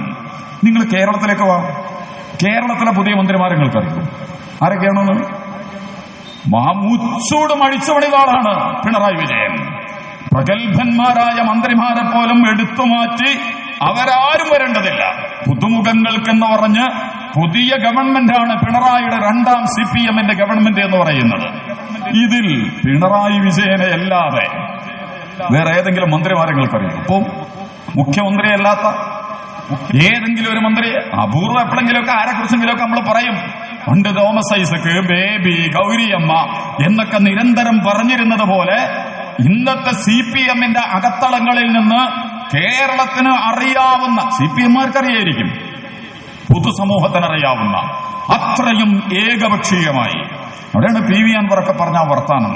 CPM പൊളിറ്റിക്കൽ സെക്രട്ടറി ശശിയും ADGP അജിത് കുമാറും ചീഫ് മിനിസ്റ്റർ മാത്രമടങ്ങുന്ന, അതിന്റെ അപ്പുറത്തേക്ക് ജനാധിപത്യത്തിന്റെയോ സംവാദത്തിന്റെയോ നവോത്ഥാനത്തിന്റെയോ വിപ്ലവത്തിന്റെയോ സമരത്തിന്റെയോ പോരാട്ടത്തിന്റെയോ ഒരു നിലപാടുമില്ലാതെ ഏകപക്ഷീയ വ്യക്തി കേന്ദ്രീകൃതമായി ലോകത്തെ പല പ്രസ്ഥാനങ്ങൾക്കും മതസംഘടനകൾക്കും ശൈഖുനാമാരുണ്ട്, മഠാധിപതികളുണ്ട്. അതുപോലെ തന്നെ അതിന്റെ ഭയങ്കര തലയെടുപ്പുള്ള നേതാക്കന്മാർ. ഈ കായിക രംഗത്തൊക്കെ വിരാട് കോഹ്ലി അല്ലെങ്കിൽ രോഹിത് ശർമ്മ അല്ലെങ്കിൽ ഷാറൂഖ് ഖാൻ, അമീർ ഖാൻ എന്നൊക്കെ പറയുന്നത് പോലെ അങ്ങനെ വ്യക്തികളില്ലെങ്കിൽ സിനിമക്ക് മാർക്കറ്റ് ഉണ്ടാവില്ല.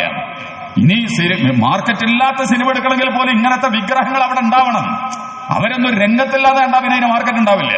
അതുകൊണ്ടാണ് ഇപ്പോ ഈ ക്രിക്കറ്റ് കളികൾ എടുത്ത് പരിശോധിച്ചു കൊണ്ട് ഇപ്പോ രോഹിത് ശർമ്മ ഇപ്പൊ അടുത്ത ഒരു 6-7 കളി കളിച്ചിട്ട് ഇപ്പോഴാണ് ഒരു സെഞ്ചുറി അടിച്ച്. ഇന്നലെയൊക്കെയാണ് ഇപ്പൊ കോഹ്ലി ആകെ ഒരു 52 റൺസ് എടുത്തത്. പക്ഷെ ടീമൊന്നും പോണില്ല. ഇംഗ്ലണ്ടിലോ അതോ അല്ലെങ്കിൽ ഓസ്ട്രേലിയയിലോ ന്യൂസിലാൻഡിലോ ഒക്കെ ആണെങ്കിൽ ഒരു 3 കളിയിൽ ഫോം ഔട്ട് ആയ അദ്ദ പോണേ സാധനം എന്ന് പറയും പുറത്തേക്ക്.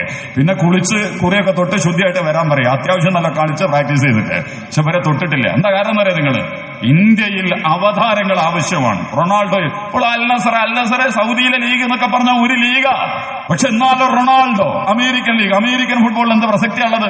പക്ഷെ അവിടെ കൊണ്ടുപോയിട്ട് മെസ്സിയെ ഇത് പ്രൊമോട്ട് ചെയ്ത് മതങ്ങളിലും രാഷ്ട്രീയ പ്രസ്ഥാനങ്ങളിലും സാമൂഹിക സംഘങ്ങളിലും സംഘടനകളിലുമൊക്കെ അപ്രമാദിത്വമുള്ള വ്യക്തികൾ, അവർക്ക് ചുറ്റുമുള്ള ആൾക്കൂട്ടങ്ങൾ, അതിന്റെ ആഘോഷങ്ങൾ, അവരുടെ അടിയാന്മാരായി വർക്ക് ചെയ്യുന്ന സംഘങ്ങളായി, ആൾക്കൂട്ട പ്രസ്ഥാനങ്ങളായി ലോകത്ത് മതസംഘടനകളും രാഷ്ട്രീയ സംഘടനകളും ഒക്കെ മാറിക്കൊണ്ടിരിക്കുന്ന ഗതികേടിലേക്ക് കേരളത്തിലെ CPMും കാലെടുത്ത് വെച്ച് കഴിഞ്ഞിരിക്കുന്നു എന്നുള്ളതിന്റെ വലിയ ലക്ഷണമാണ് പിണറായി വിജയനപ്പുറം തിരുത്തുന്ന, നികത്തുന്ന, വിശകലനം ചെയ്യുന്ന, വിലയിരുത്തുന്ന, ഗുണകാംക്ഷാപൂർവമായ വിമർശനങ്ങളുള്ള ദീർഘവീക്ഷണത്തോടുകൂടിയുള്ള സമീപനങ്ങൾ അവതരിപ്പിക്കുന്ന പരിപാടിക്ക് അവസാനിപ്പിച്ച് മതസംഘടനകളും മതങ്ങളുമൊക്കെ നടത്തുന്ന ആചാരാനുഷ്ഠാനങ്ങൾ പോലെ ബ്രാഞ്ച് കമ്മിറ്റി സമ്മേളനങ്ങൾ മുതൽ പാർട്ടി കോൺഗ്രസ് അടക്കം സംഘടിപ്പിച്ച് വിധേയത്വം പ്രഖ്യാപിക്കുന്ന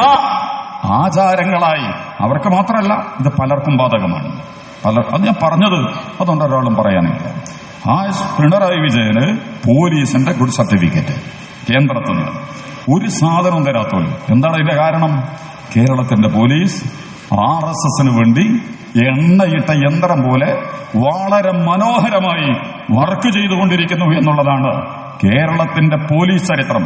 ശ്രീവാസ്തവയിൽ നിന്ന് തുടങ്ങി ADGP അജിത് കുമാറിൽ എത്തി നിൽക്കുന്ന പോലീസ് സംവിധാനങ്ങളെ സൂക്ഷ്മമായിട്ട് പരിശോധിച്ചാൽ വളരെ കൃത്യമായിട്ട് നമുക്ക് മനസ്സിലാവും എന്തൊക്കെ തരം വഷളത്തരങ്ങളും നെറികേടുകളും അക്രമങ്ങളുമാണ് ഈ സംഘപരിവാർ പോലീസ് കേരളത്തിലെ പിന്നോക്ക വർഗങ്ങൾക്കും ന്യൂനപക്ഷങ്ങൾക്കും അതുപോലെ തന്നെ അതിലെ വ്യക്തികൾക്കും സംവിധാനങ്ങൾക്കുമെതിരെ അപകടകരമായ ഓപ്പറേഷനുകൾ, നമ്മൾ വിചാരിക്കാത്ത രീതിയിലുള്ള ഇടപെടലുകൾ, മാരകമായ അണ്ടർഗ്രൗണ്ട് വർക്കുകൾ, ഇതൊക്കെ കേരളം വന്ദേ ഭാരത് തുടങ്ങിയ ഉടനെ ഓർമ്മയുണ്ടോ നിങ്ങൾക്ക്?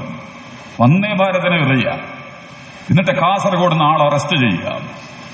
കേരളത്തിലാണ് ഇത്രയും വിഡ്ഢികളായ മനുഷ്യന്മാരുണ്ടാവുക?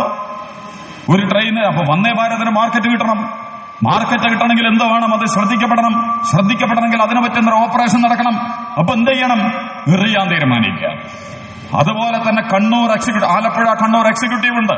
കഴിഞ്ഞ റമദാൻ നോമ്പിനല്ല, അതിന്റെ മുമ്പുള്ള നോമ്പിൽ അതിൽ വെച്ച് തീവെപ്പ് നടക്കുക. കർണാടക ഇലക്ഷൻ നടക്കുന്ന സമയമാണ്. അതിനെ ദീർഘവീക്ഷണം ചെയ്തവരൊക്കെ പറയുന്നുണ്ട്, കർണാടകയിലെ സംഘപരിവാരത്തിന് വേണ്ടി കേരളത്തിൽ പ്രോഗ്രാം ചെയ്യപ്പെട്ട മാരകമായ ഓപ്പറേഷനുകളിലൊന്നായിരുന്നു. മരിച്ചത് 3 മുസ്ലിങ്ങളായതുകൊണ്ട് നിങ്ങൾ കഴിച്ചിലായി. മരിച്ചത് തീയിട്ടിട്ട് മരിച്ചത് 3 മുസ്ലിങ്ങളാണ്. ആരാണ് തീ വെച്ചത്? എന്തിനാണ് തീ വെച്ചത്? റമദാനിലെ ഒരു കാലത്ത് പോലും മാർട്ടിൻ യഹോവ സാക്ഷികൾ 8 ആളുകളാണ് മരിച്ചത്.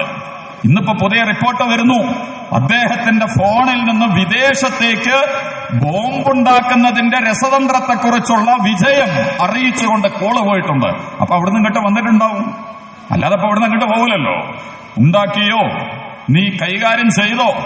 പക്ഷേ മാർട്ടിൻ കേസെടുക്കാൻ, കൈകാര്യം ചെയ്യാൻ നമ്മുടെ പോലീസ് എത്രമാത്രമാണ്? ഒരൊറ്റ പ്രതിയുള്ളൂ. ഇപ്പം ഭയങ്കരനായിട്ടാണ്. ദജ്ജാൽ പോലും ഒരൊറ്റക്കും കാര്യം നടത്തി കളഞ്ഞു എന്നുള്ളതാണ്. നമ്മൾ വിശ്വസിക്കണം അതൊക്കെ. ഒരു നെറ്റ്വർക്ക് ഇല്ലാതെ, പിന്നിൽ നിന്ന് ഒരു ശൃംഖലയില്ലാതെ, അതേസമയം അറബി പേരുള്ള ഒരുത്തനാണ് ഈ എക്സിക്യൂട്ടീവ് ഇതിൽ തീവച്ചതും. അതും നമ്മൾ കണ്ടു. ഒരുത്തനെ പൊറാട്ട നാടകത്തിലൂടെ പിടിച്ചു. ഒക്കെ എന്തൊരഭിനയമാണ് പോലീസ് നടത്തിയത് എന്ന്. ഉത്തർപ്രദേശിൽ നിന്ന് കേരളത്തിലേക്ക് ഇതുവരെ വന്നിട്ടില്ലാത്ത ഒരു ചെറുപ്പക്കാരൻ വന്നു എന്നും അവന്റെ ബാഗൊക്കെ പോലീസിന് എടുക്കാൻ ഭാഗത്തിൽ കോഴിക്കോട് റെയിൽവേ സ്റ്റേഷനിൽ ഇട്ടുവെന്നും, എന്നിട്ട് അത് കഴിഞ്ഞ് മണ്ണെണ്ണ ക്യാനിൽ വാങ്ങി കൊണ്ടുപോയി അവൻ ട്രെയിനിൽ വെച്ച് കത്തിച്ചുവെന്നും, എന്നിട്ട് ഇവിടുന്ന് വണ്ടി കയറി അവനെ കൊങ്കണിൽ നിന്ന് പിടിച്ചുവെന്നുമൊക്കെ. എന്തു നല്ല തിരക്കഥ! അപസർപ്പക കഥകളെപ്പോലും വെല്ലുന്ന രീതിയിൽ കേരളത്തിന്റെ പോലീസ് സംഘപരിവാരത്തിന് വേണ്ടി അണ്ടർഗ്രൗണ്ടുകളിൽ വിഷവിത്തുകൾ വിതറുമ്പോൾ ഇതൊക്കെ യാദൃശ്ചികമാണ്. CPM-ന്റെ അങ്ങനെ ട്രെൻഡ് ഉണ്ട് കേട്ടോ. RSSന്റെ പോലീസാണെന്ന് വെറുതെ പറയാണ്. എന്താ RSSന്റെ പോലീസ്? കേരളം ഭരിക്കുന്നത് ആരാ? എന്തിനാണ് RSSന്റെ പോലീസിന് വിട്ടുകൊടുക്കേണ്ട കാര്യം? മതനിരപേക്ഷതയുടെയും കമ്മ്യൂണിസ്റ്റ് പ്രസ്ഥാനത്തിന്റെയും തലയെടുപ്പുള്ള നേതാവ് ഭരിക്കുന്ന കേരളത്തിൽ കണ്ണടയ്ക്കാതെ മൗനം കൊണ്ട് അനുവാദം നൽകാതെ സംഘപരിവാരത്തിന്റെ അല്ലെങ്കിൽ അത്രമാത്രം മാരകമായ ബ്ലാക്ക് മെയിലിങ്ങിന് നമ്മുടെ ചീഫ് മിനിസ്റ്ററും വിധേയമാക്കപ്പെട്ടുകൊണ്ടിരിക്കുന്നു എന്ന് നമ്മൾ സമ്മതിക്കേണ്ടി വരും, പാർട്ടി സമ്മതിക്കേണ്ടി വരും. അല്ലെങ്കിൽ എന്തിന്? കാരണം പിണറായി എന്ന് പറഞ്ഞാൽ ഒരുത്തന്റെ മുമ്പിൽ ഇരട്ടച്ചങ്കെന്നൊക്കെയല്ല പറയല്, കുലുങ്ങാത്ത വ്യക്തിത്വമാണ്. കേരളത്തിന്റെ പോലീസിന്റെ സംവിധാനങ്ങളിൽ ADGP അജിത് കുമാറുമായിട്ട് ബന്ധപ്പെട്ടിട്ട് ചർച്ച വന്നു. പിടിക്കണം, അയാൾ അപകടകാരിയാണ്. തൃശൂർ പൂരം കലക്കി, നിങ്ങൾക്കൊക്കെ അറിയാവുന്നതല്ലേ. ആ തൃശൂർ പൂരം എങ്ങനെയാണ് സംഭവിച്ചത് എന്നുള്ളതിന് അതിന് ഇരുതലമൂർച്ചയുള്ള പ്രയോഗങ്ങൾ സംഘപരിവാരം നടത്തിയിട്ടുണ്ട്. വ്യത്യസ്തമായ ആംഗിളുകളിൽ നിന്നുകൊണ്ട് സോഷ്യൽ എഞ്ചിനീയറിംഗ് എന്നൊക്കെ പറയുന്ന മാരകമായ ഇടപെടലുകൾ സംഘപരിവാരം നടത്തിയിട്ടുണ്ട്. വോട്ട് ചേർക്കലും വോട്ട് വെട്ടലും സമുദായങ്ങളെയും കുടുംബങ്ങളെയും ഒക്കെ വിലക്കെടുക്കലും പീഡിപ്പിക്കലും ഭയപ്പെടുത്തലും ഒക്കെ നടത്തിയിട്ടുണ്ട്. അറിയാം നിങ്ങള് തൃശ്ശൂർ പോയാൽ ജൂബിലി മിഷന്റെ കീഴിലാണ് ഏറ്റവും കൂടുതൽ സ്ഥാപനങ്ങളുള്ളത്. കത്തോലിക്ക സഭയുടെ കീഴിലുള്ള സ്ഥാപനമാണ്.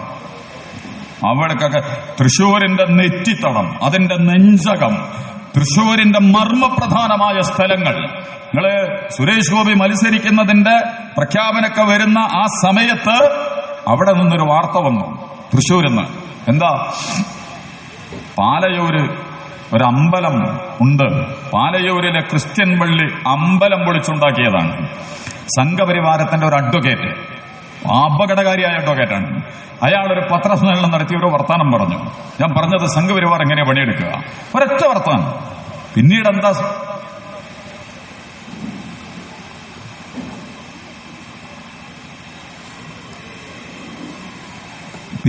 സംഭവിച്ചത് നിങ്ങൾ നോക്കിയാൽ മതി. ക്രിസ്ത്യാനികൾ സുരേഷ് ഗോപിക്ക് വോട്ട് ചെയ്തു എന്നാണ് പറയുന്നത്. സമ്പലിലെ പള്ളി, കാശിയിലെ പള്ളി, മധുരയിലെ പള്ളി എന്ന് പറഞ്ഞതുപോലെ അഡ്വാൻസ് എന്നിട്ട് ആ ചർച്ച മുക്കി കളഞ്ഞു. അതത്ര വലിയ ഗൗരവമുള്ള ചർച്ച എന്നല്ലാതെ അങ്ങോട്ട് പോയി. പക്ഷെ അതൊരു ചൂണ്ടുപലകയാണ്. ക്രൈസ്തവ സമുദായമേ, ഞങ്ങൾ പോസ്റ്റ്മോർട്ടം ചെയ്യും, കുഴിച്ചെടുക്കും, നിങ്ങളെ ഞങ്ങൾ വരച്ച വരയിൽ നിർക്കും. അതുമെന്ന് തുടങ്ങിയിട്ട് പല രീതിയിലുള്ള ഓപ്പറേഷനുകളാണ് സംഘപരിവാർ തൃശൂരിൽ ഇലക്ഷന് വേണ്ടി നടത്തിയത്. ആ ഇലക്ഷനിൽ തൃശൂർ പൂരം കലക്കി. എല്ലാവരും പറഞ്ഞു, അവിടത്തെ ഇടതുപക്ഷ മുന്നണി സ്ഥാനാർത്ഥി, അതുപോലെ തന്നെ ബിനോയ് വിശ്വം, CPI, കേരളത്തിലെ ഒരുവിധം ആളുകളൊക്കെ പറഞ്ഞു ഇത് സംഘപരിവാർ പ്രൊമോട്ടഡ് നാടകമാണ്. ADGP എന്ന RSSന്റെ നേതാവിനെ കാണാൻ തൃശൂർ വരികയും, അത് വ്യക്തിപരമായ സംഭാഷണം നമ്മളെ മുഖ്യമന്ത്രി പറഞ്ഞത്, അതല്ലാതെ അതിന്റെ അപ്പുറത്തേക്ക് വ്യക്തികൾക്ക് വ്യക്തികളെ കാണുന്നതിന് എന്താ പ്രശ്നം? ADGP എന്ന് പറഞ്ഞാൽ മറ്റേ ഷെയ്ഖ് ദർവേശാണ്, മൂപ്പര് സൂഫി തന്നെയാണ്, ശരിക്കും ദർവേശായിട്ടിരിക്കുകയാണ്. അതിന്റെ അപ്പുറത്തേക്ക് പ്രയോഗങ്ങളിൽ മർമ്മപ്രധാനമായ ഒരു സംഭവം ചെയ്യാൻ പറ്റില്ല. DGP ദർവേശ, പക്ഷെ ADGP ആണ് കിങ് മേക്കർ, അദ്ദേഹമാണ് കാര്യങ്ങൾ ചെയ്യുന്നത്. അദ്ദേഹം തൃശൂരിൽ വരുന്നു. പൂരം നടന്നുകൊണ്ടിരിക്കുമ്പോ ഗേറ്റ് പോണ്, ആനകള് പുറത്തൊക്കെയുള്ള വെഞ്ചാമരം വീശലും കൊടി അങ്ങോട്ടും ഇങ്ങോട്ടൊക്കെ മാറ്റലും അതൊക്കെ നിർത്തിവെക്കാൻ പറയുന്നു. ഒരു അനൗൺസ്മെന്റ് വരുന്നു. 2 ദേവസ്വങ്ങളിലൊന്ന് ഒറ്റയടിക്ക് പ്രഖ്യാപിക്കുന്നു, പൂരം നിർത്തിവെച്ചിരിക്കുന്നു. ആരാത് നിർത്തിവെക്കാൻ പറഞ്ഞത്? അത് പ്രഖ്യാപനവും അത് കഴിഞ്ഞ ഉടനെ നമ്മുടെ സുരേഷ് ഗോപി പുഷ്പക വിമാനത്തിൽ ആംബുലൻസിനവിടെ, മന്ത്രിക്ക് വരാൻ പറ്റാത്ത, ഉദ്യോഗസ്ഥന്മാർക്ക് വരാൻ പറ്റാത്ത, ഏറ്റവും പ്രധാനപ്പെട്ട മേലുദ്യോഗസ്ഥന്മാർക്ക് പോലും കടന്നു വരാൻ പറ്റാത്ത അന്തരീക്ഷത്തിൽ സംഘപരിവാർ വളരെ കൃത്യമായി ADGP കളിക്കാതെ, ADGP കരുനീക്കാതെ അത്രയും മനോഹരമായി ആ നാടകം സംഘടിപ്പിച്ചെടുക്കാൻ പറ്റില്ല. ഇതൊക്കെ ചെയ്തവനാണ് ഈ ADGP. ഇനിയിപ്പോ അദ്ദേഹത്തിന് DGP ആയിട്ട് പ്രൊമോഷൻ കൊടുക്കാൻ പോകുമെന്നാണ് പറയണത്. ചിലപ്പം വിവാദങ്ങളൊക്കെ ഉണ്ടായേക്കാം, എങ്കിൽ പോലും കൂടി ഞാൻ പറഞ്ഞത് കേരളത്തിലെ പോലീസ് വളരെ മലപ്പുറം ജില്ലയിലെ പോലീസും കാസർഗോഡ് ജില്ലയിലെ പോലീസും ഒക്കെ നടത്തിക്കൊണ്ടിരിക്കുന്ന മുസ്ലിം വ്യക്തികളോടും അവരുടെ കേസുകളോടും അവരുടെ സംവിധാനങ്ങളോടൊക്കെ അവർ സ്വീകരിച്ചുകൊണ്ടിരിക്കുന്ന നിലപാടുകൾ, നടപടികൾ, അതിന്റെ FIR മുതൽ കേസിനെ പ്രോസിക്യൂഷന് മുമ്പിൽ കൊണ്ടുവന്ന് അവതരിപ്പിക്കുന്നത് വരെയുള്ള ഘട്ടങ്ങൾ PC ജോർജ് നമ്മൾ കണ്ടല്ലോ. എന്തൊക്കെയാ പറഞ്ഞ്? മൊത്തം മുസ്ലിങ്ങളെ ഇതുവരെ തൊടാൻ പറ്റിയിട്ടില്ല. നിങ്ങളൊന്ന് ആലോചിച്ച് നോക്ക്, ഒരു മുസ്ലിം സംഘടനയിലെ ഒരാളാണ് ഇത് പറഞ്ഞിരുന്നതെങ്കിൽ എന്തൊക്കെ പുകിലിവിടെ ഉണ്ടാകുമായിരുന്നു. ഒരു അടിസ്ഥാനമില്ലാത്ത ഏതെങ്കിലും ഒരാൾ പറഞ്ഞിരുന്നെങ്കിൽ, പിണറായി പറയും മരുന്നിട്ട് കൊടുക്കുന്നു, വെടിപ്പുരക്ക് തീ കൊടുക്കുന്നു, അതുപോലെ തന്നെ അണക്കെട്ടിന്റെ കെട്ട് തുറന്നു വിടുന്നു, മല ഇടിക്കുന്നു ഒക്കെ പറയലോ മൂപ്പര്. PC ജോർജ് ചിലരതിന് നിസ്സാരമായിട്ടൊക്കെ കാണുന്നു. നിസ്സാരം എന്ന് പറഞ്ഞാൽ അയാളുടെ വർത്താനൊന്നും വിലക്കെടുക്കേണ്ട കാര്യമില്ല. പക്ഷേ ഭരണകൂടം, നിയമ സംവിധാനങ്ങൾ, പോലീസ്, ഗവൺമെന്റ് നിസ്സാരവും വലുപ്പവും നോക്കിയിട്ടല്ല തീരുമാനിക്കേണ്ടത്. എന്താണ് അയാൾ ചെയ്തത്, എന്താണ് അയാൾ പറഞ്ഞത്, അത് നിയമപരമാണോ, അത് പറയാൻ അർഹതയുണ്ടോ, അങ്ങനെ പറയാൻ പറ്റുമോ, അങ്ങനെ നോക്കേണ്ടവരല്ലേ ഗവൺമെന്റ്. നമുക്ക് അയാളെ വിടാം, കാരണം അയാളെ വർത്താനത്തിനൊന്നും ഒരു വിലയും കൊടുക്കേണ്ട കാര്യമില്ല. പക്ഷെ തൊടാൻ പോലും, ഞാൻ പറഞ്ഞത് അങ്ങനെയാണെങ്കിൽ എല്ലാവരും അങ്ങനെ വെച്ചാൽ മതി, പക്ഷെ അങ്ങനെ വരുന്നില്ല. അപ്പൊ ഞാൻ പറഞ്ഞ ഈ ഒരു സ്വഭാവത്തിൽ പോലീസിനെ അടക്കം വളരെ മാരകമായി കൈകാര്യം ചെയ്തുകൊണ്ട് സംഘപരിവാർ അതിന്റെ പണി നടത്തിക്കൊണ്ടിരിക്കുമ്പോഴും മുഖ്യമന്ത്രി മൗനസമ്മതം കൊടുക്കാതെ കേരളത്തിലെ പോലീസിന്, ചിലരൊക്കെ അതാ പറയണത്, ഇതിങ്ങനെ അറിയാതെ സംഭവിക്കുന്നതാണ്, ഗവൺമെന്റ് ആകുമ്പോൾ അങ്ങനെയൊക്കെ വഴങ്ങലും അതുപോലെ തന്നെ ഇണങ്ങലും അഡ്ജസ്റ്റ്മെന്റും വിട്ടുവീഴ്ചയൊക്കെ കാണിക്കേണ്ടി വരും, അങ്ങനെയൊക്കെ പറയാനാണ് ഒരു മുഖ്യമന്ത്രിയും ഒരു പാർട്ടിയും ഒരു ഗവൺമെന്റുമെങ്കിൽ അതിന് ഗതികേട് എന്നാണ് പറയാം. ഈ ഒരു പശ്ചാത്തലത്തിൽ നിന്നുകൊണ്ട് കേരളത്തിൽ സംഭവിച്ചുകൊണ്ടിരിക്കുന്ന അപകടകരമായ അധോഗതികളെ മുന്നിൽ വെച്ചുകൊണ്ട് അവസാനം മുഖ്യസ്ഥാനത്തേക്ക് ജമാഅത്തെ ഇസ്ലാമിയെ ഇവർ കൊണ്ടുവന്നു വെക്കുന്നു. അതുകൂടി പറഞ്ഞ് നമുക്ക് അവസാനിപ്പിക്കാം. ഒരു കാര്യം കൂടി ഞാൻ പറയാം. എന്താണ് ഇപ്പൊ ജമാഅത്തെ ഇസ്ലാമി ചർച്ചയിൽ വരാനുണ്ടായ കാരണം? 2019 ഇലക്ഷൻ, പാർലമെന്റ് ഇലക്ഷൻ, അന്ന് ജമാഅത്തെ ഇസ്ലാമി വോട്ട് UDFന് കൊടുത്തു. ഇന്ത്യ മുന്നണിയിലെ കക്ഷികളിൽ നിന്നുള്ള നിലക്ക് അവർക്ക് വോട്ട് കൊടുക്കാൻ തീരുമാനിച്ചു. അത് കേരളത്തിനെയോ അല്ലെങ്കിൽ ഈ ജമാഅത്തെ ഇസ്ലാമിയെയോ മാത്രം മുന്നിൽ കണ്ടുകൊണ്ടുള്ള ഒരു നടപടിയല്ല. രാഷ്ട്രീയപരമായ മൊത്തം ഇന്ത്യയിൽ കോൺഗ്രസിന് മുന്നിൽ കൊണ്ടുവരേണ്ടതിന്റെ ആവശ്യത്തെ മനസ്സിൽ കണ്ടുകൊണ്ട് പരമാവധി എംപിമാർ കോൺഗ്രസിന് ഉണ്ടാവണം. എന്താണെങ്കിലും ഇന്ത്യ മുന്നണിക്കാണ് കിട്ടുക. ആ അർത്ഥത്തിൽ ഇന്ത്യ മുന്നണിയുടെ സ്ഥാനാർത്ഥികൾ വിജയിക്കട്ടെ എന്ന ധാരണയോടുകൂടി ജമാഅത്തെ ഇസ്ലാമിയും അതിന്റെ കീഴിലുള്ള സംവിധാനങ്ങളും വോട്ട് ചെയ്തു. അന്നാണ് പ്രശ്നം തുടങ്ങുന്നത്.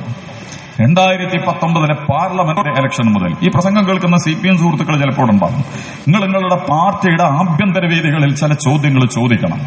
ജമാഅത്തെ ഇസ്ലാമി എന്ന് പറയുന്ന സംഘടനയെ ഇത്രയും നിഷ്ഠൂരമായി കൈകാര്യം ചെയ്യാൻ നമ്മൾ ചെയ്യേണ്ട പ്രസ്ഥാനമാണെങ്കിൽ 2019 വരെയുള്ള 15 കൊല്ലം അവരുമായിട്ട് നിരന്തര ബന്ധം നമുക്കുണ്ടായിരുന്നുണ്ടല്ലോ.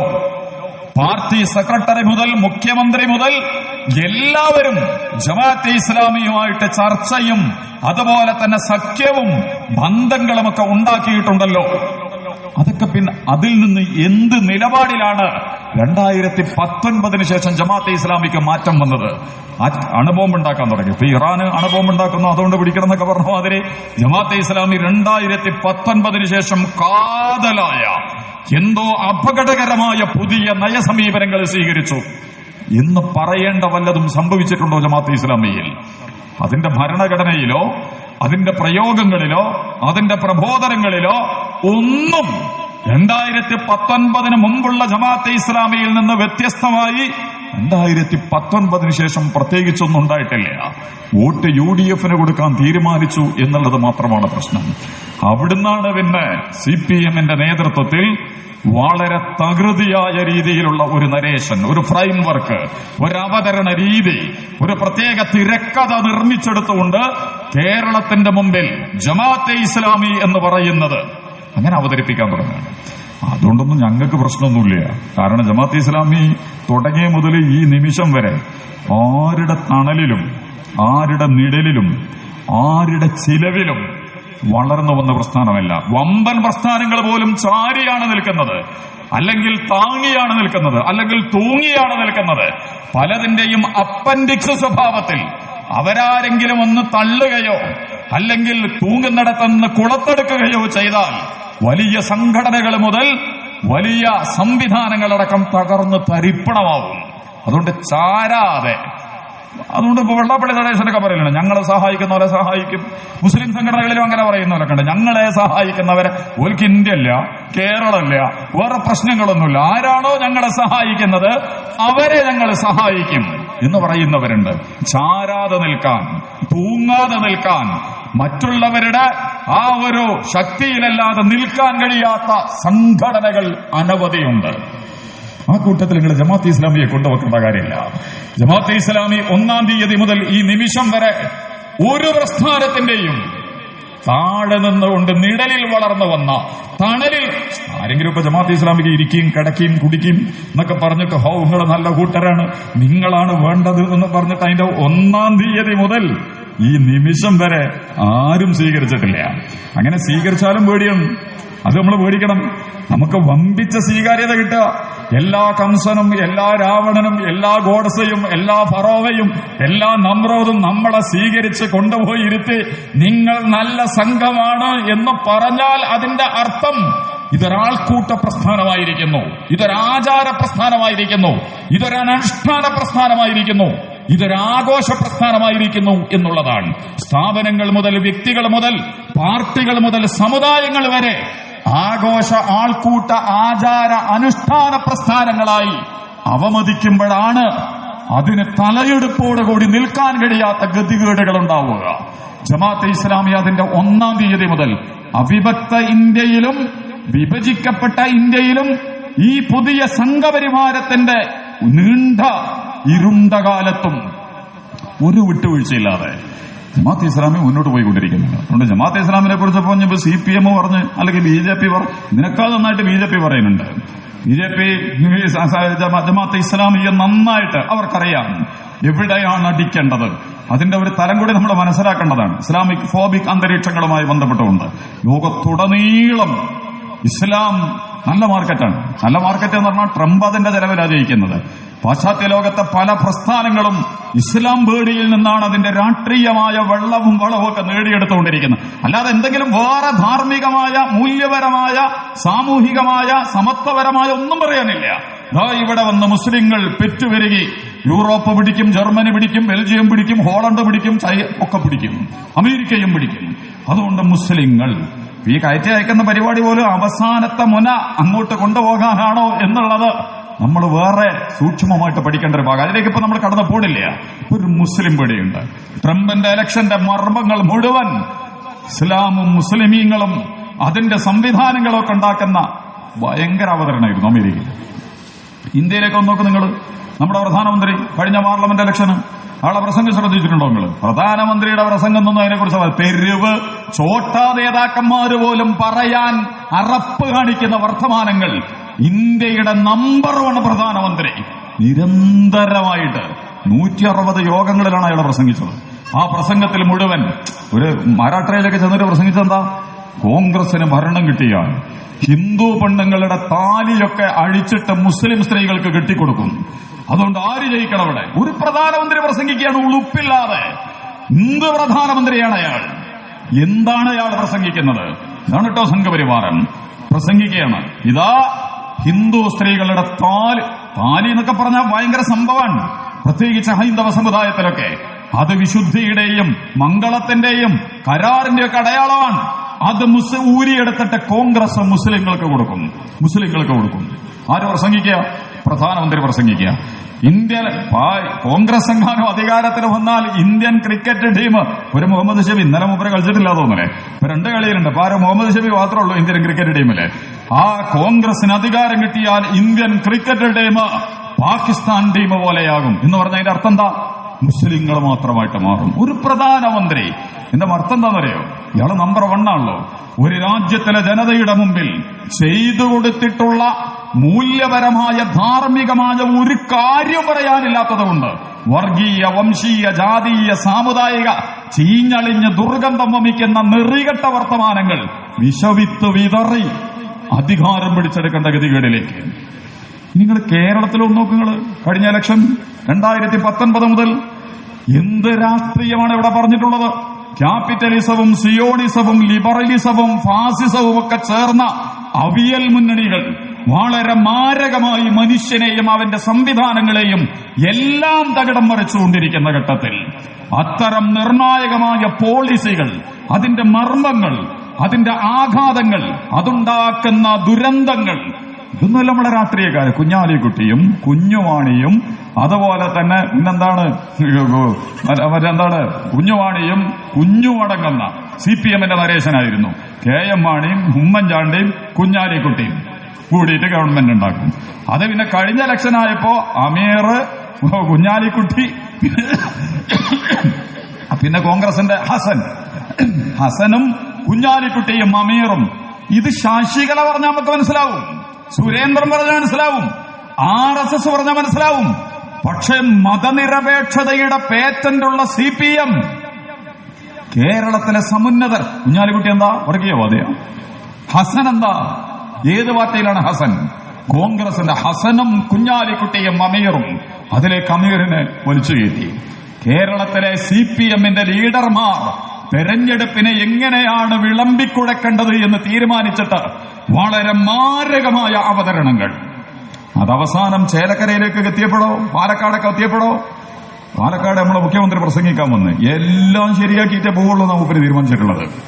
അങ്ങനെ എല്ലാം ശരിയാക്കിയതിന്റെ എണ്ണം ഇങ്ങനെ പറഞ്ഞാൽ മതി അവിടെ വന്നിട്ട്. പാലക്കാട്ടുകാരെ കേരളത്തിൽ ഒന്നാമത് ഇത് ശരിയാക്കി, രണ്ടാമത്തത് അത് ശരിയാക്കി, മൂന്നാമത്തത് അപ്പുറത്തുള്ളത് ശരിയാക്കി ഒരു കണക്കുമില്ല. പിന്നെന്താ പറയണത്? രാഹുൽ മാങ്കൂട്ടത്തിനെ വിജയിപ്പിക്കാൻ പണിയെടുക്കുന്നത് വർഗീയവാദികളും സാമുദായികവാദികളും ഭീകരവാദികളുമായ, പിന്നെ ജമാഅത്തെ ഇസ്ലാമി മുതൽ എണ്ണി പറയാൻ പറ്റുന്ന കുറെ ആൾക്കാരെ പേരുണ്ട് എണ്ണി പറയാൻ. ഒരു മുഖ്യമന്ത്രി വന്നിട്ട് പ്രസംഗിക്കുകയാണ്. രാഹുൽ ഗാന്ധി ജയിച്ചു, പ്രിയങ്ക ഗാന്ധി ജയിച്ചു. ആരാ രാഹുൽ ഗാന്ധിയും പ്രിയങ്ക ഗാന്ധിയും? പണ്ഡിറ്റാണ്, പാഴ്സിയാണ്. പണ്ഡിറ്റ് എന്ന് പറഞ്ഞാൽ കാശ്മീരി ബ്രാഹ്മണനാണ് മോത്തിലാൽ നെഹ്റു, അദ്ദേഹത്തിന്റെ മകനാണ് ജവഹർലാൽ നെഹ്റു.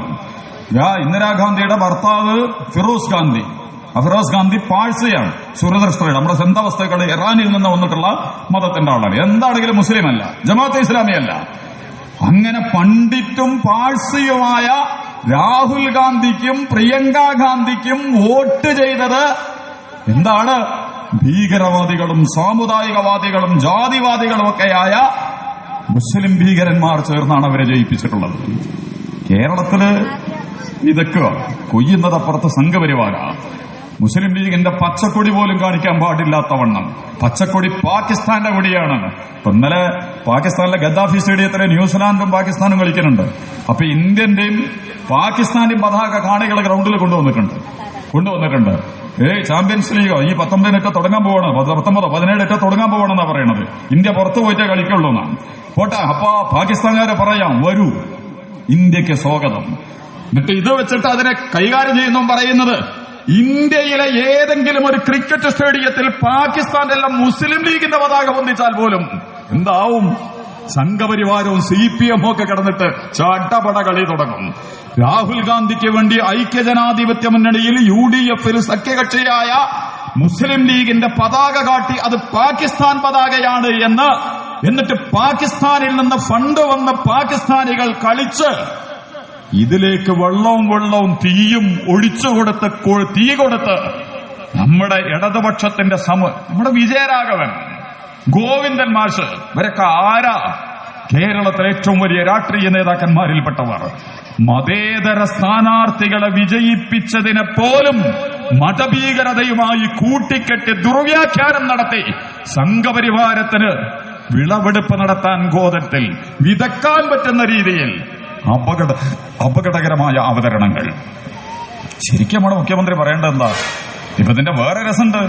അതിന്റെ ഏറ്റവും വലിയ രസം എന്താ? ഈ നാളിപ്പോ നമ്മളെ ഒരാള് രസത്തിൽ പറഞ്ഞൊരു വർത്താനുണ്ട്. CPM-ന് ഇപ്പൊ 4 MP-മാരാണ് പാർലമെന്റിലുള്ളത്. 530 പാർലമെന്റ് മെമ്പറാണ് 4 MP-മാര്. പണ്ടൊക്കെ നമ്മൾ ചോറ് വെക്കുമ്പോ കറുത്ത വറ്റ കിട്ടൂലേ, 1, 2, 3, 4 എന്നൊക്കെ പറഞ്ഞിട്ട്, എന്നതുപോലെ ഈ ചോറ്റിൽ നിന്ന് കറുത്ത വറ്റ പോലെയാണ് 4 ചോന്ന MP-മാരുള്ളത് CPM-ന്റെ. അത് എവിടെ നിന്നൊക്കെയാ? 1 കേരളത്തിൽ നിന്ന്, 2 തമിഴ്നാട്ടിൽ നിന്ന്, 1 രാജസ്ഥാനിൽ നിന്ന്, ഈ 2 ഡിണ്ടിഗല് മധുര, രാജസ്ഥാനിലെ സിക്കർ, കേരളത്തിൽ നിന്ന് ആലപ്പുഴയിൽ നിന്ന് ഒരാൾ, ആലപ്പുഴയില നമ്മുടെ പാലക്കാട് ഉണ്ടല്ലോ തന്നെ ഒന്നുണ്ട്, അവിടുന്ന് ഒരാൾ, പഴയ മന്ത്രി രാധാകൃഷ്ണൻ മന്ത്രിയായിരുന്നു, പിന്നീട് MP ആയി, ബാക്കിയൊക്കെ ഇവർക്ക് പോയി. ഈ 4 ആളിൽ ഡിണ്ടിഗലിലും മധുരയിലും ആരൊക്കെയാണ് CPM-നെ വോട്ട് ചെയ്തത്? കോൺഗ്രസ് വോട്ട് ചെയ്തിട്ടുണ്ട്, മുസ്ലിം ലീഗ് വോട്ട് ചെയ്തിട്ടുണ്ട്, ജമാഅത്തെ ഇസ്ലാമി വോട്ട് ചെയ്തിട്ടുണ്ട്. അവിടെ മറ്റേ പോട്ടെ, ആ പ്രസ്ഥാന അതിലേക്ക് നമ്മളിപ്പോ ചർച്ച കൊണ്ട അവർ DMK-യുടെ കൂടെയായിരുന്നു. അതല്ലാത്തവരൊക്കെ ഇന്ത്യ മുന്നണിയുടെ ഭാഗമായി CPM-ന്റെ സ്ഥാനാർത്ഥിക്ക് വോട്ട് ചെയ്തിട്ടുണ്ട്. ചെമ്മാണിയോട്ടിലും പെരിന്തൽമണ്ണ മണ്ഡലത്തിലും അതുപോലെ തന്നെ വണ്ണൂർ മണ്ഡലത്തിലൊക്കെ ഉള്ള CPM-കാര് ജമാഅത്തെ ഇസ്ലാമിയുമായി ബന്ധപ്പെട്ട അവതരണങ്ങൾ വരുമ്പോൾ CPM-ന്റെ നേതാക്കന്മാരോട് ചോദിക്കുക, കേരളത്തിൽ ഹറാമായ ജമാഅത്തെ ഇസ്ലാമിയുടെ വോട്ട് തമിഴ്നാട്ടിൽ നമുക്ക് ഹലാലായത് എങ്ങനെയാണ്? നമുക്ക് ഇവിടെ അശുദ്ധമായത് അവിടെ വിശുദ്ധമായത് എങ്ങനെയാണ്?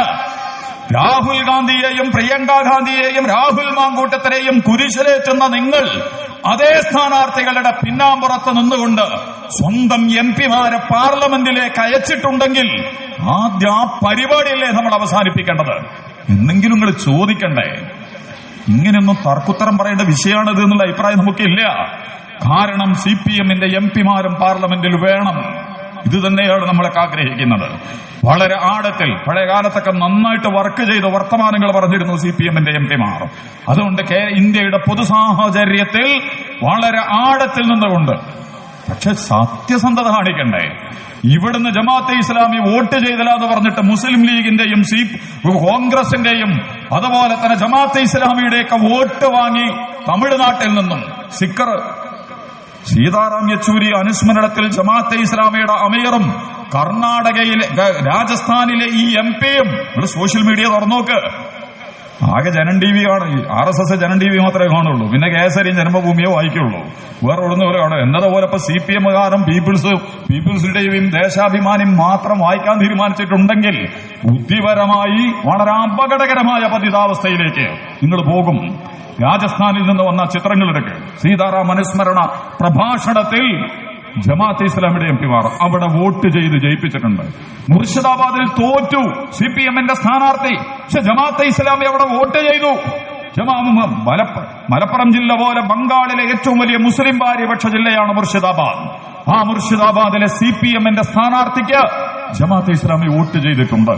വോട്ടിന്റെ രാഷ്ട്രീയമൊന്നും ഞാനിപ്പം വിശദീകരിക്കണില്ല. ചിലപ്പോൾ രാഷ്ട്രീയത്തിൽ ഇത്രയും കരുത്തുള്ള വോട്ട് ചെയ്യുന്നൊരു പ്രസ്ഥാനം ജമാഅത്തെ ഇസ്ലാമി ആയിരിക്കും. CPM-മാർക്ക് വോട്ട് ചെയ്യും, ലീഗിന് വോട്ട് ചെയ്യും, പിന്നെ വെള്ളാപ്പള്ളി നടേശന് ഉപകാരം കിട്ടുന്നവർക്ക് കൊടുക്കും, ചില സംഘടനകളും നേതാക്കന്മാരും ഒക്കെ അങ്ങനെ കൊടുക്കും, ജാതി മതം വർഗമൊക്കെ പറഞ്ഞിട്ടാ വോട്ട് ചെയ്യാം. പക്ഷെ ജമാഅത്തെ ഇസ്ലാമിയുടെ വോട്ട് ചെയ്തപ്പോഴും വോട്ട് ചെയ്യാതിരുന്നപ്പോഴും ഒക്കെ ജമാഅത്തെ ഇസ്ലാമി വോട്ടിന് ഇന്ത്യയിലെ പൊതുസമൂഹം, ന്യൂനപക്ഷങ്ങൾ, പിന്നോക്ക വർഗങ്ങൾ, ഇന്ത്യയിലെ സാമ്പത്തിക സാമൂഹിക സംവിധാനങ്ങൾ, ഇതിനെയൊക്കെ വിശകലനം ചെയ്തുകൊണ്ടാണ് ജമാഅത്തെ ഇസ്ലാമി അതിന്റെ വോട്ട് ചെയ്തിട്ടുള്ളത്. ആ വോട്ടിൽ വർഗീയതയോ സാമുദായികതയോ ജാതീയതയോ അങ്ങനെ ഉണ്ടെങ്കിലല്ലേ പണ്ഡിറ്റും പാഴ്സിയായ രാഹുൽ ഗാന്ധിക്കും അതുപോലെ തന്നെ രാഹുൽ മാങ്കൂട്ടത്തിനും പ്രിയങ്ക ഗാന്ധിക്കൊന്നും ജമാഅത്തെ ഇസ്ലാമി വോട്ട് ചെയ്യില്ല. ജമാഅത്തെ ഇസ്ലാമി പ്രവർത്തകർ വോട്ട് കൊടുക്കില്ല. അതാണ് വർഗീയത. അങ്ങനെയാണ് ജമാഅത്തെ ഇസ്ലാമി വോട്ട് ചെയ്തെങ്കിൽ കമ്മ്യൂണിസ്റ്റ് പാർട്ടിയുടെ സ്ഥാനാർത്ഥിക്ക് വോട്ട് കൊടുക്കില്ല എന്ന് നമ്മൾ പറഞ്ഞിട്ടുണ്ടെങ്കിൽ ജമാഅത്തെ ഇസ്ലാമിയുടെ വോട്ട് ഏറ്റവും വലിയ രാഷ്ട്രീയ അവബോധത്തിൽ നിന്ന്, ആഴത്തിൽ നിന്ന് രൂപപ്പെടുന്ന പ്രക്രിയയാണ് എന്ന് നിങ്ങൾ മനസ്സിലാക്കണം. ഇതൊക്കെ മറച്ചു വെച്ചിട്ട് കേരളത്തിൽ ഇപ്പൊ പുതിയ ഒരു സാധനം അവർ കൈകാര്യം ചെയ്തുകൊണ്ടിരിക്കുകയാണ്. എന്താ നമ്മൾ നേരത്തെ പറഞ്ഞത്? എന്താണ് ഈ കേരളത്തിൽ പറഞ്ഞുകൊണ്ടിരിക്കുന്നത്? അപ്പൊ ഇതിന്റെ പ്രശ്നം തന്നെ ഞാൻ അവസാനിപ്പിക്കുന്നത്, 2026 ഇലക്ഷൻ വരാൻ പോവുകയാണ്.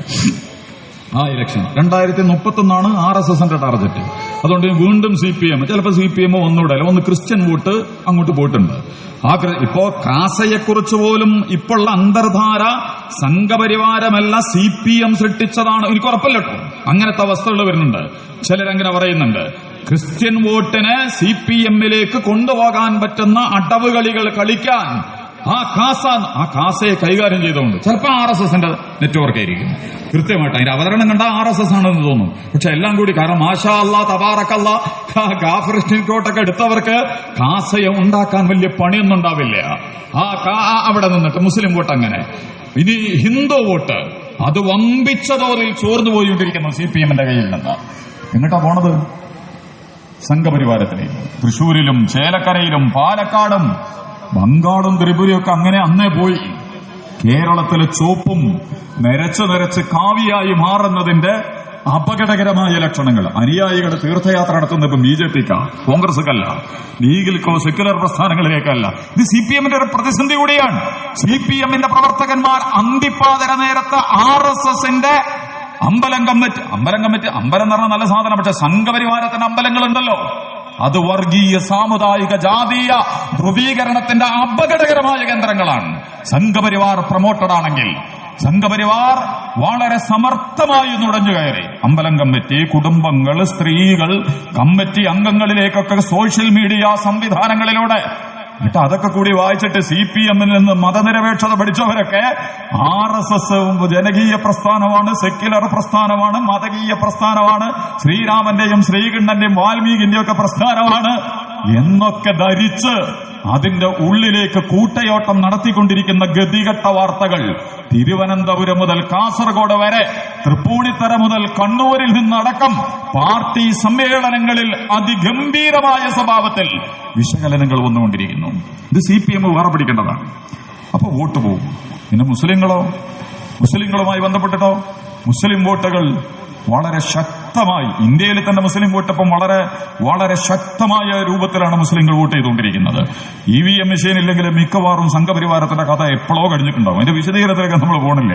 ഹരിയാന ജയിച്ചിട്ടുണ്ടാവും, ഡൽഹി ജയിച്ചിട്ടുണ്ടാവും, അത് ഉത്തർപ്രദേശ് അടക്കം ജയിച്ചിട്ടുണ്ടാവും. EVM മെഷീനിലാണ് സംഘപരിവാർ അതിന്റെ അതിജീവം. പിന്നെ ഇലക്ഷൻ കമ്മീഷനും EVM മെഷീനും കൂടെയുണ്ട് ഇടചേർന്ന് ഒരുമിച്ച് നിന്ന് കഴിഞ്ഞാൽ നിങ്ങൾ എന്ത് കളി കളിച്ചിട്ടും കാര്യമില്ല, സംഘപരിവാരത്തിനെ തോൽപ്പിക്കാൻ നിങ്ങൾക്ക് കഴിയില്ല. ആ രണ്ട് സാധനം തിരിച്ചുവിടണം. ഇലക്ഷൻ കമ്മീഷൻ സ്വതന്ത്ര ബോഡിയായി, എല്ലാവരെയും ഉൾക്കൊള്ളുന്ന ബോഡിയായി. രണ്ടാമത്തത് EVM മെഷീൻ എന്ന് പറയുന്ന തട്ടിപ്പ് യന്ത്രം ഇലോൺ മസ്കിനും സുക്കൻബർഗിനും അതുപോലെ തന്നെ സകല വൃത്തികെട്ടവന്മാർക്കും ഇഴഞ്ഞ് കയറി വലതുപക്ഷ ഭീകര സംവിധാനങ്ങളെ വിജയിപ്പിക്കുന്നതിന് വേണ്ടിയുള്ള സംവിധാനമായി ഇതിനെ മാറ്റിയെടുക്കാം. അതുകൊണ്ട് സംഘപരിവാരം തന്നെയാണ് ഇങ്ങോട്ട് പോകുക. അപ്പോൾ ഹിന്ദു വോട്ട് അങ്ങനെ പോകണം. മുസ്ലിങ്ങൾ വളരെ ശക്തമായിട്ട് ചിലപ്പോൾ ഒരു സമുദായം എന്നുള്ള നിലക്ക് സംഘപരിവാരത്തെ ചെറുക്കുന്നതിൽ ഏറ്റവും വലിയ പങ്ക് വഹിച്ചുകൊണ്ടിരിക്കുന്ന ഒരു സംഘമായി ഇന്ത്യയിലെ മുസ്ലിമീങ്ങൾ മാറിക്കൊണ്ടിരിക്കുക. രാഷ്ട്രീയപരമായ വലിയ ഉണർവുകൾ, വലിയ ദീർഘവീക്ഷണമുള്ള സമീപനങ്ങൾ, അസാമാന്യമായ അഭ്യാസങ്ങൾ രാഷ്ട്രീയ മേഖലയിൽ നിരന്തരമായി പ്രകടിപ്പിക്കുന്നിടത്തേക്ക് മുസ്ലിങ്ങൾ മാറുമ്പോൾ ഏതെങ്കിലും ഒരു സംഘടന പറയുന്നിടത്ത് വോട്ട് ചെയ്യുക എന്നുള്ള കേവല മതേതര യുക്തിയിൽ നിന്ന് മാറി ഇന്ത്യയെയും പൊതുസമൂഹത്തിലേക്ക് മുന്നിൽ കണ്ട് ഇത് CPM-ന് ചില പണ്ട് CPM മുസ്ലിങ്ങളെ നമുക്ക് വോട്ട് ചെയ്യണം, ഞങ്ങൾ മുസ്ലിം സംരക്ഷകന്മാരാണ്, ആ വർത്താനൊക്കെ രസമാണ് കേൾക്കാനൊക്കെ, അങ്ങനെ പറയുന്നതിന് നമുക്ക് വിരോധമൊന്നുമില്ല. ബംഗാളിൽ എന്താ പറ്റിയത്, ത്രിപുരയിലെ ഇന്ത്യയിലെ മുസ്ലിങ്ങളുമായി കേരളത്തിലെ മുസ്ലിങ്ങളുമായിട്ട് ബന്ധപ്പെട്ട് നിങ്ങൾ RSS-നെ തടുത്തു എന്നൊന്നും പറഞ്ഞുകൊണ്ട് നമ്മളെടുത്തേക്ക് വരേണ്ട കാര്യമൊന്നുമില്ല. RSS നിങ്ങൾ പോയാലും മുസ്ലിങ്ങൾ ഇവിടെ ഉണ്ടാവും. RSS നിങ്ങളെ വിഴുങ്ങിയാലും മുസ്ലിങ്ങളെ വിഴുങ്ങാൻ സംഘപരിവാരത്തിന് കഴിയില്ല. സംഘപരിവാരത്തിന് വിഴുങ്ങിയാൽ വയറ്റിൽ ദഹിപ്പിക്കാൻ കഴിയുന്ന ഒന്നല്ല ഇസ്ലാമും അതിന്റെ ദർശനങ്ങളും അതിന്റെ പ്രസ്ഥാനങ്ങളും അതിന്റെ സംവിധാനങ്ങളും എന്ന് പറയുന്നത്. പക്ഷേ എന്നിട്ട് സ്വയം വിഴുങ്ങപ്പെട്ടുകൊണ്ടിരിക്കുന്ന നിങ്ങളെ വിഴുങ്ങെന്ന് പറഞ്ഞിട്ട് നമ്മളെ പറഞ്ഞു, അതുകൊണ്ട് നിങ്ങളെ വിഴുങ്ങാതിരിക്കാൻ ഞങ്ങളെ കൂടെ നിങ്ങൾ ഇതിന്റെ വള്ളയിലേക്ക് കയറിപ്പോയിക്കൊണ്ടിരിക്കുക, എന്നിട്ട് ഞങ്ങളെപ്പുറത്ത് നിന്നിട്ട് മുസ്ലിങ്ങളെ രക്ഷിക്കും. സ്വാഭാവികമായ ജനാധിപത്യ മതേതര സെക്യുലർ അന്തരീക്ഷങ്ങളിൽ നിന്നുകൊണ്ട് എല്ലാവരും ഒരുമിച്ച് ചേർന്ന് പുതിയ കേരളത്തെയും ഇന്ത്യയെയും ഐക്യബോധത്തോടെയും സൗഹാർദ്ദത്തോടെയും സമാധാനപൂർണമായും സംരക്ഷിക്കുന്ന വലിയ നിലപാടുകളിലേക്ക് പോകുന്നതിന് പകരം 2026 ഒരിക്കൽ കൂടി അധികാരത്തിലെത്താൻ CPM വളരെ സമർത്ഥമായി വലിയ അവതരണങ്ങൾ കേരളത്തിൽ നടത്തിക്കൊണ്ടിരിക്കുന്നു. അതിന്റെ ഭാഗമായിട്ടാണ് ജമാഅത്തെ ഇസ്ലാമിയെ മുന്നിൽ പ്രതിഷ്ഠിച്ചിട്ടുള്ളത്. ജമാഅത്തെ ഇസ്ലാം നമ്മൾ നേരത്തെ പറഞ്ഞല്ലോ, അവസാനം 2 മുസ്ലിം സംഘടനകളുടെ പത്രത്തിൽ ദേശാഭിമാനിക്ക് പരസ്യമില്ല, മനോരമയ്ക്ക് പരസ്യമില്ല, മാതൃഭൂമിക്ക് പരസ്യമില്ല, ജനയുഗത്തിന് പരസ്യമില്ല. അതുപോലെ തന്നെ ആ പരസ്യം കൊടുക്കേണ്ട ജന്മഭൂമിയില, ശരിക്ക് ജന്മഭൂമിക്ക് കൊടുക്കേണ്ട പരസ്യ. ആ പരസ്യം എടുത്തിട്ട് പാലക്കാട് ഇലക്ഷന്റെ തലേ ദിവസം ഇത്രയും നിസ്സഹായമായി രാഷ്ട്രീയത്തിൽ പ്രവർത്തിക്കേണ്ട ഗതികേട് ഇന്ത്യയിലെ ഏറ്റവും വലിയ ഇടതുപക്ഷ പ്രസ്ഥാനമായ CPM-ന് കേരളത്തിൽ പോലും ഈ ഒരു സ്വഭാവത്തിൽ അതിന്റെ അവതരണങ്ങൾ നടത്തേണ്ടി വന്നുവെങ്കിൽ ആശയത്തിലും പ്രയോഗത്തിലും വമ്പിച്ച പ്രതിസന്ധികളിലൂടെയാണ് കേരളത്തിലെ CPM-ഉം ഇടതുപക്ഷ പ്രസ്ഥാനങ്ങളും കടന്നുപോയിക്കൊണ്ടിരിക്കുന്നത് എന്നാണ് ഇതൊക്കെ കാണുമ്പോൾ നമുക്ക് മനസ്സിലാക്കാൻ പറ്റുന്നത്. ഞാൻ അവസാനിപ്പിക്കുന്നു. ജമാഅത്തെ ഇസ്ലാമിക്കൊന്നും വരാനില്ല. നിങ്ങൾ എന്ത് ചെയ്താലും നിങ്ങളെ കാണാൻ വലിയവരും നിങ്ങളെ കാണാൻ ചെറിയവരും ഒക്കെ ജമാഅത്തെ ഇസ്ലാമിനെ കൊടുക്കാനും കിടത്താനും മറ്റേ പന്തളിക്കുമ്പോൾ പോകുമ്പോണ്ടല്ലോ ഒരു വള്ളി വെച്ച് തള്ളിയിടല് എന്ന് പറഞ്ഞ മാതിരി ഓടുമ്പം ബേക്കെന്ന് തള്ളിയിട്ടും അതുപോലെ തന്നെ കാലിട്ടിട്ടും ഒക്കെ തള്ളിയിടാൻ പലരും നോക്കിയിട്ടുണ്ട്. പക്ഷെ ജമാഅത്തെ ഇസ്ലാമി അന്ന് മുതൽ ഇന്ന് വരെ അതിന്റെ പ്രത്യേകതകളുണ്ട്. ഇസ്ലാമിക ദർശനം, വിശുദ്ധ ഖുർആൻ, തിരുസുന്നത്ത്, അതുപോലെ തന്നെ അതിന്റെ മൂല്യങ്ങൾ, അതിന്റെ പ്രയോഗത്തിലെ വിശുദ്ധി. വ്യക്തിക്ക് പ്രശ്നം ഉണ്ടാവില്ല എന്നല്ല, കാപട്യമോ കള്ളത്തരമോ ഒളിച്ചുകളിയോ അണ്ടർഗ്രൗണ്ട് അജണ്ടകളോ ആ അകത്തൊളിപ്പിച്ചു വെച്ച രഹസ്യങ്ങളോ ഒന്നുമില്ലാതെ ജമാഅത്തെ ഇസ്ലാമി വളരെ പരസ്യമായാണ് കഴിഞ്ഞ 75 വർഷത്തിലധികമായി ഇന്ത്യ രാജ്യത്ത് പ്രവർത്തിച്ച. മണിയോടില്ലേ ജമാഅത്തെ ഇസ്ലാമിക്കാർ? CPM-മാർക്ക് നിങ്ങൾക്കിപ്പോ CPM ഒക്കെ വലിയ പാർട്ടിയെ എല്ലാവരെയും ഒന്നും ഇപ്പൊ നമുക്ക് മനസ്സിലാക്കാൻ കഴിയില്ല. ജമാഅത്തെ ഇസ്ലാമിക്കാരോ ഒരാളെ ബേക്കിൽ പോയിട്ട് നിങ്ങൾക്ക് പിടിക്കാം. ഇവനെന്താ കള്ളക്കടത്താണോ, കൈക്കൂലിയാണോ, വർഗീയതയാണോ, സാമുദായികതയാണോ, ജാതീയതയാണോ, അതുപോലെ തന്നെ മയക്കുമരുന്നാണോ, എന്താണ് ഇയാൾ നടത്തിക്കൊണ്ടിരിക്കുന്നത് ഒക്കെ നിങ്ങൾക്ക് പരിശോധിക്കാം. അത്രമാത്രം ചെറിയ സംഘങ്ങളാണ്. അങ്ങനെ നിങ്ങൾ പരിശോധിച്ചാൽ പോലും എന്നിട്ടല്ലേ ജമാഅത്തെ ഇസ്ലാമി അതിമാരകമായ ഒരു സംഘമാണ് എന്ന് നിങ്ങൾ അവതരിപ്പിക്കും. ജമാഅത്തെ ഇസ്ലാമി ഇതൊന്നും ഇന്നവരെടുത്തിട്ടില്ല. എടുത്തത് നിങ്ങൾ ആരും പേടിച്ചിട്ടൊന്നുമല്ല, നമുക്ക് ക്ലീൻ ഇമേജ് ഉണ്ടാക്കാൻ വേണ്ടിയിട്ടൊന്നുമല്ല. വിശുദ്ധ ഖുർആൻ അത് സമ്മതിച്ചിട്ടില്ല. സായുധ പ്രവർത്തനം എന്ന് പറയുന്നത് വേദഗ്രന്ഥം അനുവദിക്കാത്തതുകൊണ്ടാണ്. അല്ലെങ്കിൽ ജമാഅത്തെ ഇസ്ലാമി എടുക്കും. നമസ്കരിക്കാൻ പറഞ്ഞതുപോലെ ആയുധം എടുക്കാനും പറഞ്ഞിട്ടുണ്ടെങ്കിൽ ജമാഅത്തെ ഇസ്ലാമി എടുക്കും. സക്കാത്ത് സംഘടിതമായിട്ട് കൊടുക്കാൻ പറഞ്ഞതുപോലെ ആയുധം എടുക്കണമെന്ന് പറഞ്ഞാൽ എടുക്കും. അത് നിങ്ങളെ പേടിച്ചിട്ടോ സെക്യുലർ സർട്ടിഫിക്കറ്റ് കിട്ടാനോ ഒന്നുമല്ല. നിങ്ങൾ എടുത്തിട്ടുണ്ട്, മതസംഘടനകൾ എടുത്തിട്ടുണ്ട്, മതങ്ങൾ എടുത്തിട്ടുണ്ട്, ഗുണ്ടാ സംഘങ്ങളെയും സംഘങ്ങളെയൊക്കെ പോറ്റുന്ന പലരും ഇവിടെ ഉണ്ട്.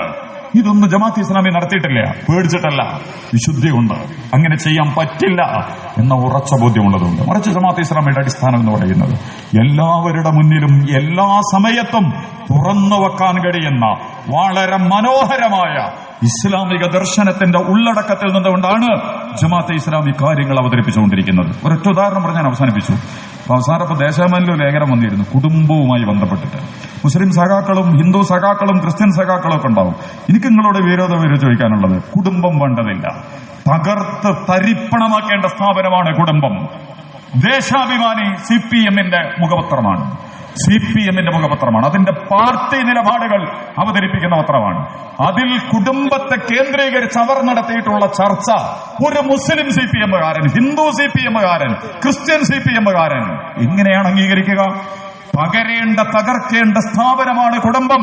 അമ്മ വേണ്ടതില്ല, ഉമ്മ വേണ്ടതില്ല, അച്ഛൻ വേണ്ടതില്ല, വാപ്പ വേണ്ടതില്ല, ഇണകൾ വേണ്ടതില്ല, മക്കളും ജ്യേഷ്ഠാനിയന്മാരും വേണ്ടതില്ല.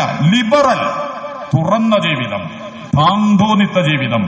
ഒരു പ്രസിദ്ധീകരണം ഇതിനെ പ്രൊമോട്ട് ചെയ്യുന്നുവെങ്കിൽ ഇത്രയും അവിശുദ്ധമായ ആശയങ്ങളെ അണ്ടർഗ്രൗണ്ടിലൂടെ ഒളിച്ചു കടത്തി മറുഭാഗത്ത് ഞങ്ങൾ മൂല്യങ്ങളുടെയും നീതിയുടെയും സംരക്ഷകന്മാരാണ് എന്ന് അവതരിപ്പിച്ച് പുറത്തേക്ക് വിളമ്പാൻ പറ്റാത്ത കാപട്യങ്ങൾ പോലും അകത്തലങ്ങളിൽ സൂക്ഷ്മമായി പ്രയോഗിച്ചുകൊണ്ടിരിക്കുമ്പോൾ ജമാഅത്തെ ഇസ്ലാമിയെ പോലത്തെ ഒരു പ്രസ്ഥാനം അതിന്റെ ഭരണഘടന മുതൽ വിശുദ്ധ ഖുർആൻ അടക്കമുള്ള എല്ലാറ്റിനെയും എല്ലാവർക്കും അതിന്റെ പ്രബോധനം മുതൽ മാധ്യമമടക്കമുള്ള വീക്കിലി അടക്കമുള്ള പത്രം എല്ലാവരിലേക്കും അതിന്റെ എല്ലാ പ്രവർത്തനങ്ങളും എങ്ങനെയാണ്? മാധ്യമം എങ്ങനെ സെക്കുലറാണോ, മീഡിയ എങ്ങനെ സെക്കുലറാണോ എന്നതുപോലെ ജമാഅത്തെ ഇസ്ലാമിയുടെ പ്രവർത്തനങ്ങളും സാമൂഹ്യമായി, ജനകീയം, മാനവികമായി, മൂല്യപരമായി ഓർത്തുവെച്ചുകൊണ്ടാണ് ജമാഅത്തെ ഇസ്ലാമി മുന്നോട്ട് പോകുന്നത്. അതുകൊണ്ട് ജമാഅത്തെ ഇസ്ലാമിയെ ഈ കളിയിൽ നിങ്ങൾക്ക് തൊടാൻ കിട്ടില്ല, നിങ്ങൾക്ക് തൊടാൻ പറ്റില്ല.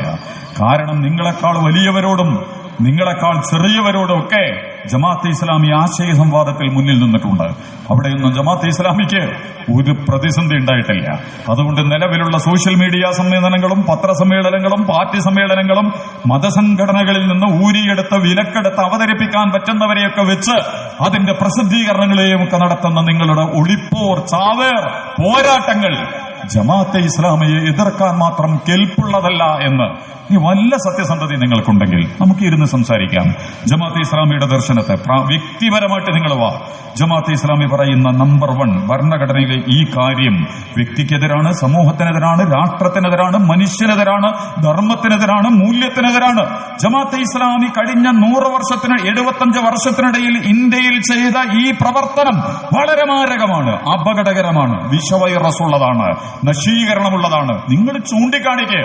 കാടടച്ച് ഇരുട്ടിൽ വെടിവെക്കുന്നതിന് പകരം പത്രസമ്മേളനങ്ങളിലും പാർട്ടി സമ്മേളനങ്ങളിലും സ്വന്തം അനുയായികളെ ആൾദൈവങ്ങളെ പോലെ കൂടെ നിർത്തുന്നതിന് വേണ്ടി ആൾക്കൂട്ട മനഃശാസ്ത്രത്തിൽ കൈകാര്യം ചെയ്യുന്നതിന് പകരം ആദർശ ആശയ സംവാദങ്ങളിലൂടെയും പ്രയോഗ ഫലങ്ങളുടെയും അടിസ്ഥാനത്തിൽ പരസ്പരം സംവദിച്ചുകൊണ്ട് നാളെയുടെ കേരളത്തെ, നാളെയുടെ ഇന്ത്യയെ സംഘപരിവാരത്തിന്റെ വായിലേക്ക് തൊണ്ട തൊടാതെ വിഴുങ്ങുന്നതിന് വേണ്ടി വെച്ചുകൊടുക്കുന്നതിന് പകരം താൽക്കാലിക 2026 ഇലക്ഷനെ മാത്രം മുന്നിൽ കണ്ടുകൊണ്ട് ഫ്രൈമും നരേഷനും അവതരണം നടത്തുന്നതിന് പകരം ഇന്ത്യയിലെ ഏറ്റവും നല്ല സംസ്ഥാനമായ കേരളത്തെ സൗഹാർദ്ദത്തിന്റെയും സമാധാനത്തിന്റെയും സാഹോദര്യത്തിന്റെയും സെക്യുലർ അന്തരീക്ഷങ്ങളുടെയും സാമൂഹിക ബോധത്തിന്റെയും ഒക്കെ ഇന്ത്യയിലെ മറ്റ് സ്റ്റേറ്റുകളെ അപേക്ഷിച്ച് മുന്നിൽ നിൽക്കുന്ന കേരളത്തെ സംഘപരിവാരത്തിന്റെ പ്രൊഫൈലുകളിൽ നിന്ന് വേട്ടയാടാനും അടിസ്ഥാനപരമായി അവരുടെ അകത്തലങ്ങളിലേക്ക് ഇതിനെ വെച്ചുകൊടുക്കുന്നതിനും വേണ്ടിയുള്ള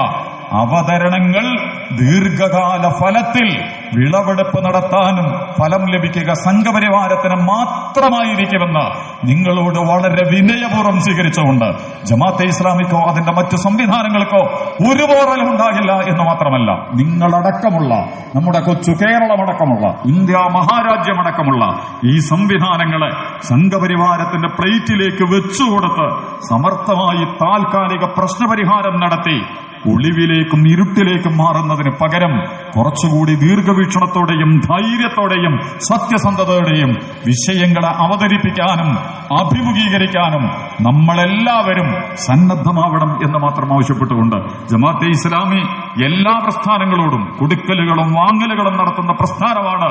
അവരോട് സംവാദങ്ങളും സംഭാഷണങ്ങളും കൈമാറ്റങ്ങളും നടത്തുന്ന പ്രസ്ഥാനമാണ്. ആരെയും ശത്രുവാക്കി ഒരു ഭാഗത്ത് നിർത്തുകയോ ആരെയെങ്കിലും തൊട്ടുതൂകൊണ്ടാത്തവരായി മാറ്റിവെക്കുകയോ അങ്ങനെ ഉണ്ടെങ്കിൽ അത് സംഘപരിവാരവും സിയോണിസവും ഉണ്ടാവുള്ളൂ. പിന്നെ ക്യാപിറ്റലിസവും നാസിസവും ഫാസിസവും ഒക്കെ. ബാക്കി ആരുമായും തആവനു അലൽ ബിർരി വത്തഖ്വ വലാ തആവനു അലൽ ഇസ്മി വൽ ഉദ്വാൻ. നന്മയിലും പുണ്യത്തിലും ആരിറങ്ങി വന്നാലും അവരോടൊക്കെ സഹകരിക്കും. അക്രമവും ക്രിമിനലിസവും താന്തോന്നിത്തരവും തമ്മാടിത്തരവും ആര് ചെയ്താലും ശരി, അത് മതത്തിന്റെ പേരിലാണെങ്കിലും ശരി, മതേതരത്വത്തിന്റെ പേരിലാണെങ്കിലും ശരി, രാഷ്ട്രീയത്തിന്റെ പേരിലാണെങ്കിലും ശരി, മതത്തിന്റെ പേരിലാണെങ്കിലും ശരി, ജമാഅത്തെ ഇസ്ലാമി ആർജവത്തോടെയും അഭിമാനത്തോടെയും അതിനെ ചൂണ്ടിക്കാണിക്കുകയും വിലയിരുത്തുകയും വിമർശിക്കുകയും അവതരിപ്പിക്കുകയും ഒക്കെ ചെയ്യാറുണ്ട് എന്നുകൂടി സൂചിപ്പിച്ചുകൊണ്ട് വീണ്ടും കൊച്ചു കേരളത്തെ വീണ്ടെടുക്കാൻ, ഇന്ത്യയെ പുനർനിർമ്മിക്കാൻ ഒരുമിച്ച് നിൽക്കേണ്ട നിർണായകമായ സാഹചര്യങ്ങളിൽ ഇരുട്ടിൽ വിതച്ച് ഒളിഞ്ഞു പോകുന്നതിന് പകരം സത്യസന്ധമായി നമുക്കൊക്കെ ചേർന്നുകൊണ്ട് ഇന്ത്യയെ, കേരളത്തെ വീണ്ടെടുക്കുകയും രക്ഷപ്പെടുത്തുകയും ചെയ്യേണ്ട ഐക്യത്തിലേക്കും സംവാദത്തിലേക്കും പങ്കുവെപ്പിലേക്കും ഹൃദയം തുറന്നുകൊണ്ട് നിങ്ങളെ സ്വാഗതം ചെയ്തുകൊണ്ട് ഇത്രയും സമയം ഞങ്ങളെ ശ്രവിച്ച നിങ്ങൾക്കെല്ലാം ജമാഅത്തെ ഇസ്ലാമിയുടെ ഹൃദയവും സ്നേഹോഷ്മളവുമായ അഭിവാദ്യങ്ങളും സന്തോഷങ്ങളും അറിയിച്ചുകൊണ്ട് ദൈവം തമ്പുരാൻ അല്ലാഹു സുബ്ഹാനഹു വ തആല നമ്മുടെ നാടിനെ, നമ്മുടെ വീടുകളെ, നമ്മുടെ മനുഷ്യരെ അനുഗ്രഹിക്കുമാറാകട്ടെ എന്ന് പ്രാർത്ഥിച്ചുകൊണ്ട് ഞാൻ അവസാനിപ്പിക്കുന്നു. നന്ദി, നമസ്കാരം. അസ്സലാമു അലൈക്കും വറഹ്മത്തുള്ളാഹി വബറകാതുഹു. സല്ലല്ലാഹു അലാ മുഹമ്മദ് സല്ലല്ലാഹു അലൈഹി വസല്ലം.